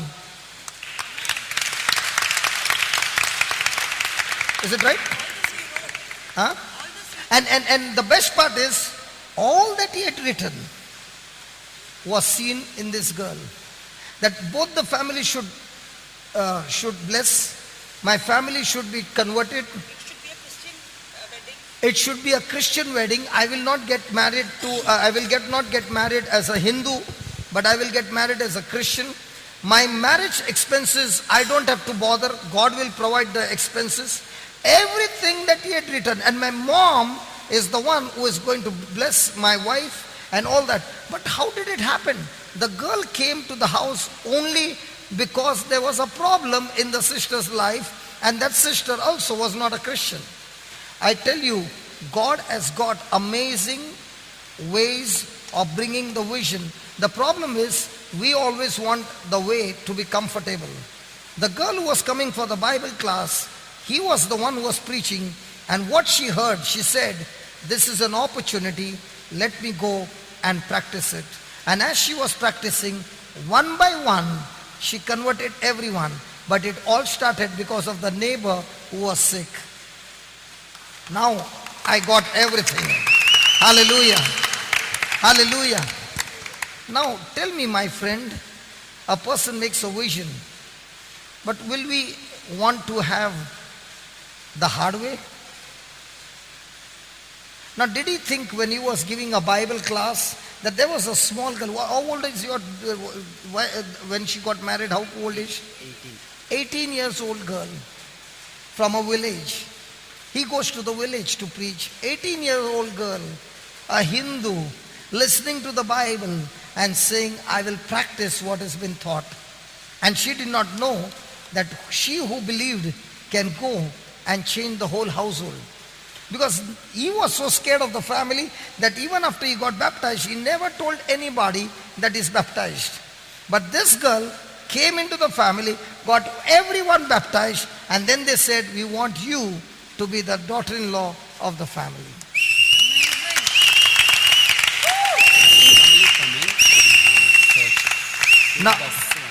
Now both the sides, both the families have got baptized, and they are all coming to church, listening to the word of God, and life has changed. Baptized, a church came. Hindu, all coming my marriage. Praise God. And during the marriage, the best thing what he's saying, during the marriage, all his relatives, when a boy leaves his community and goes to another community, another religion, in a village, they boycott the person completely. Nobody will attend the wedding. But because he has been coming to the village and preaching the word, and they saw his fruit, the whole village from both the sides came for the wedding, a Christian wedding. Again went to my native place. Then it's first RSS. I scolded. No, we won't go to that.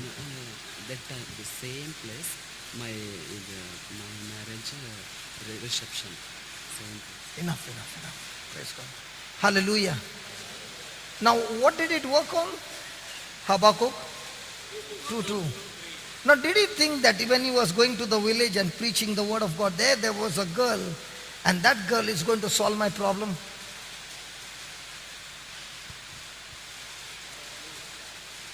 An 18-year-old girl who will listen to the word and say, I'm ready to go on a mission. Is it easy to work for a person, a lady who is a drunkard? I'm asking you. The sister was a drunkard.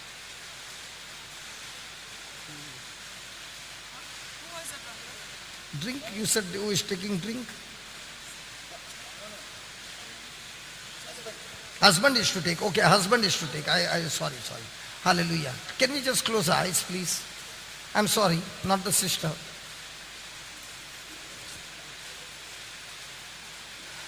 Loving Father, we thank you and praise you for an amazing testimony of Tobit, a man born in a non-Christian home.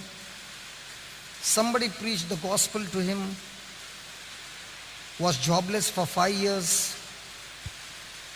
Accepting Jesus, he gets a central government job, and he makes a decision that Jesus, When I was jobless and I accepted you, you gave me a job to serve you, and I saw so many people being healed. I saw divorced families being restored. I saw separated families being restored. I saw children being blessed.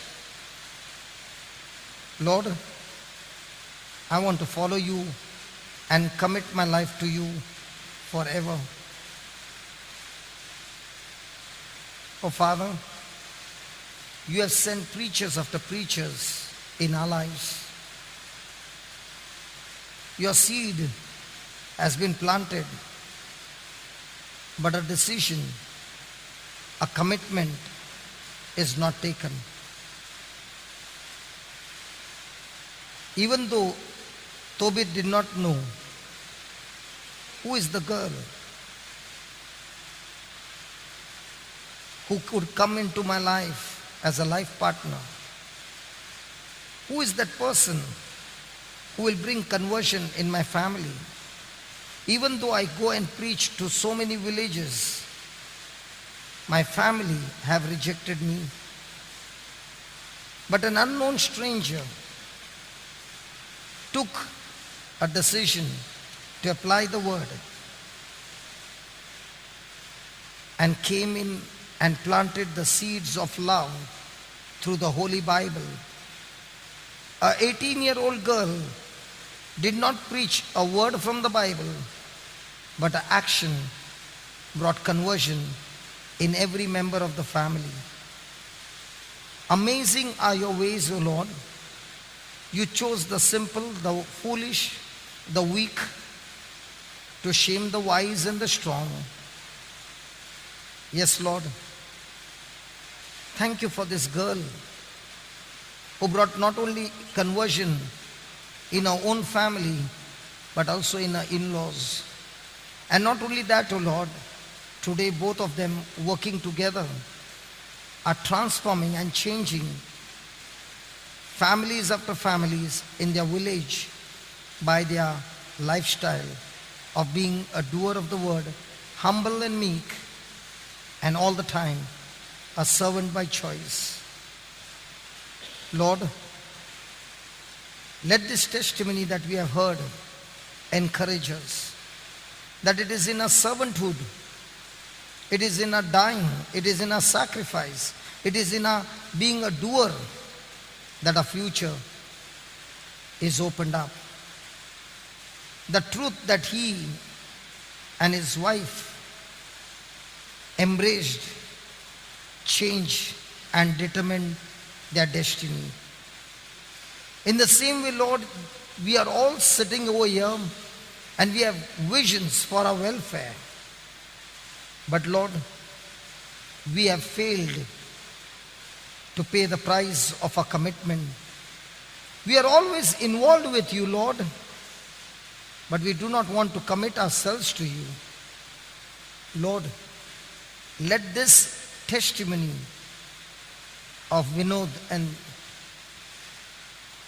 challenge us and help us to step out in faith and be always willing to deny ourselves, take up the cross and follow you.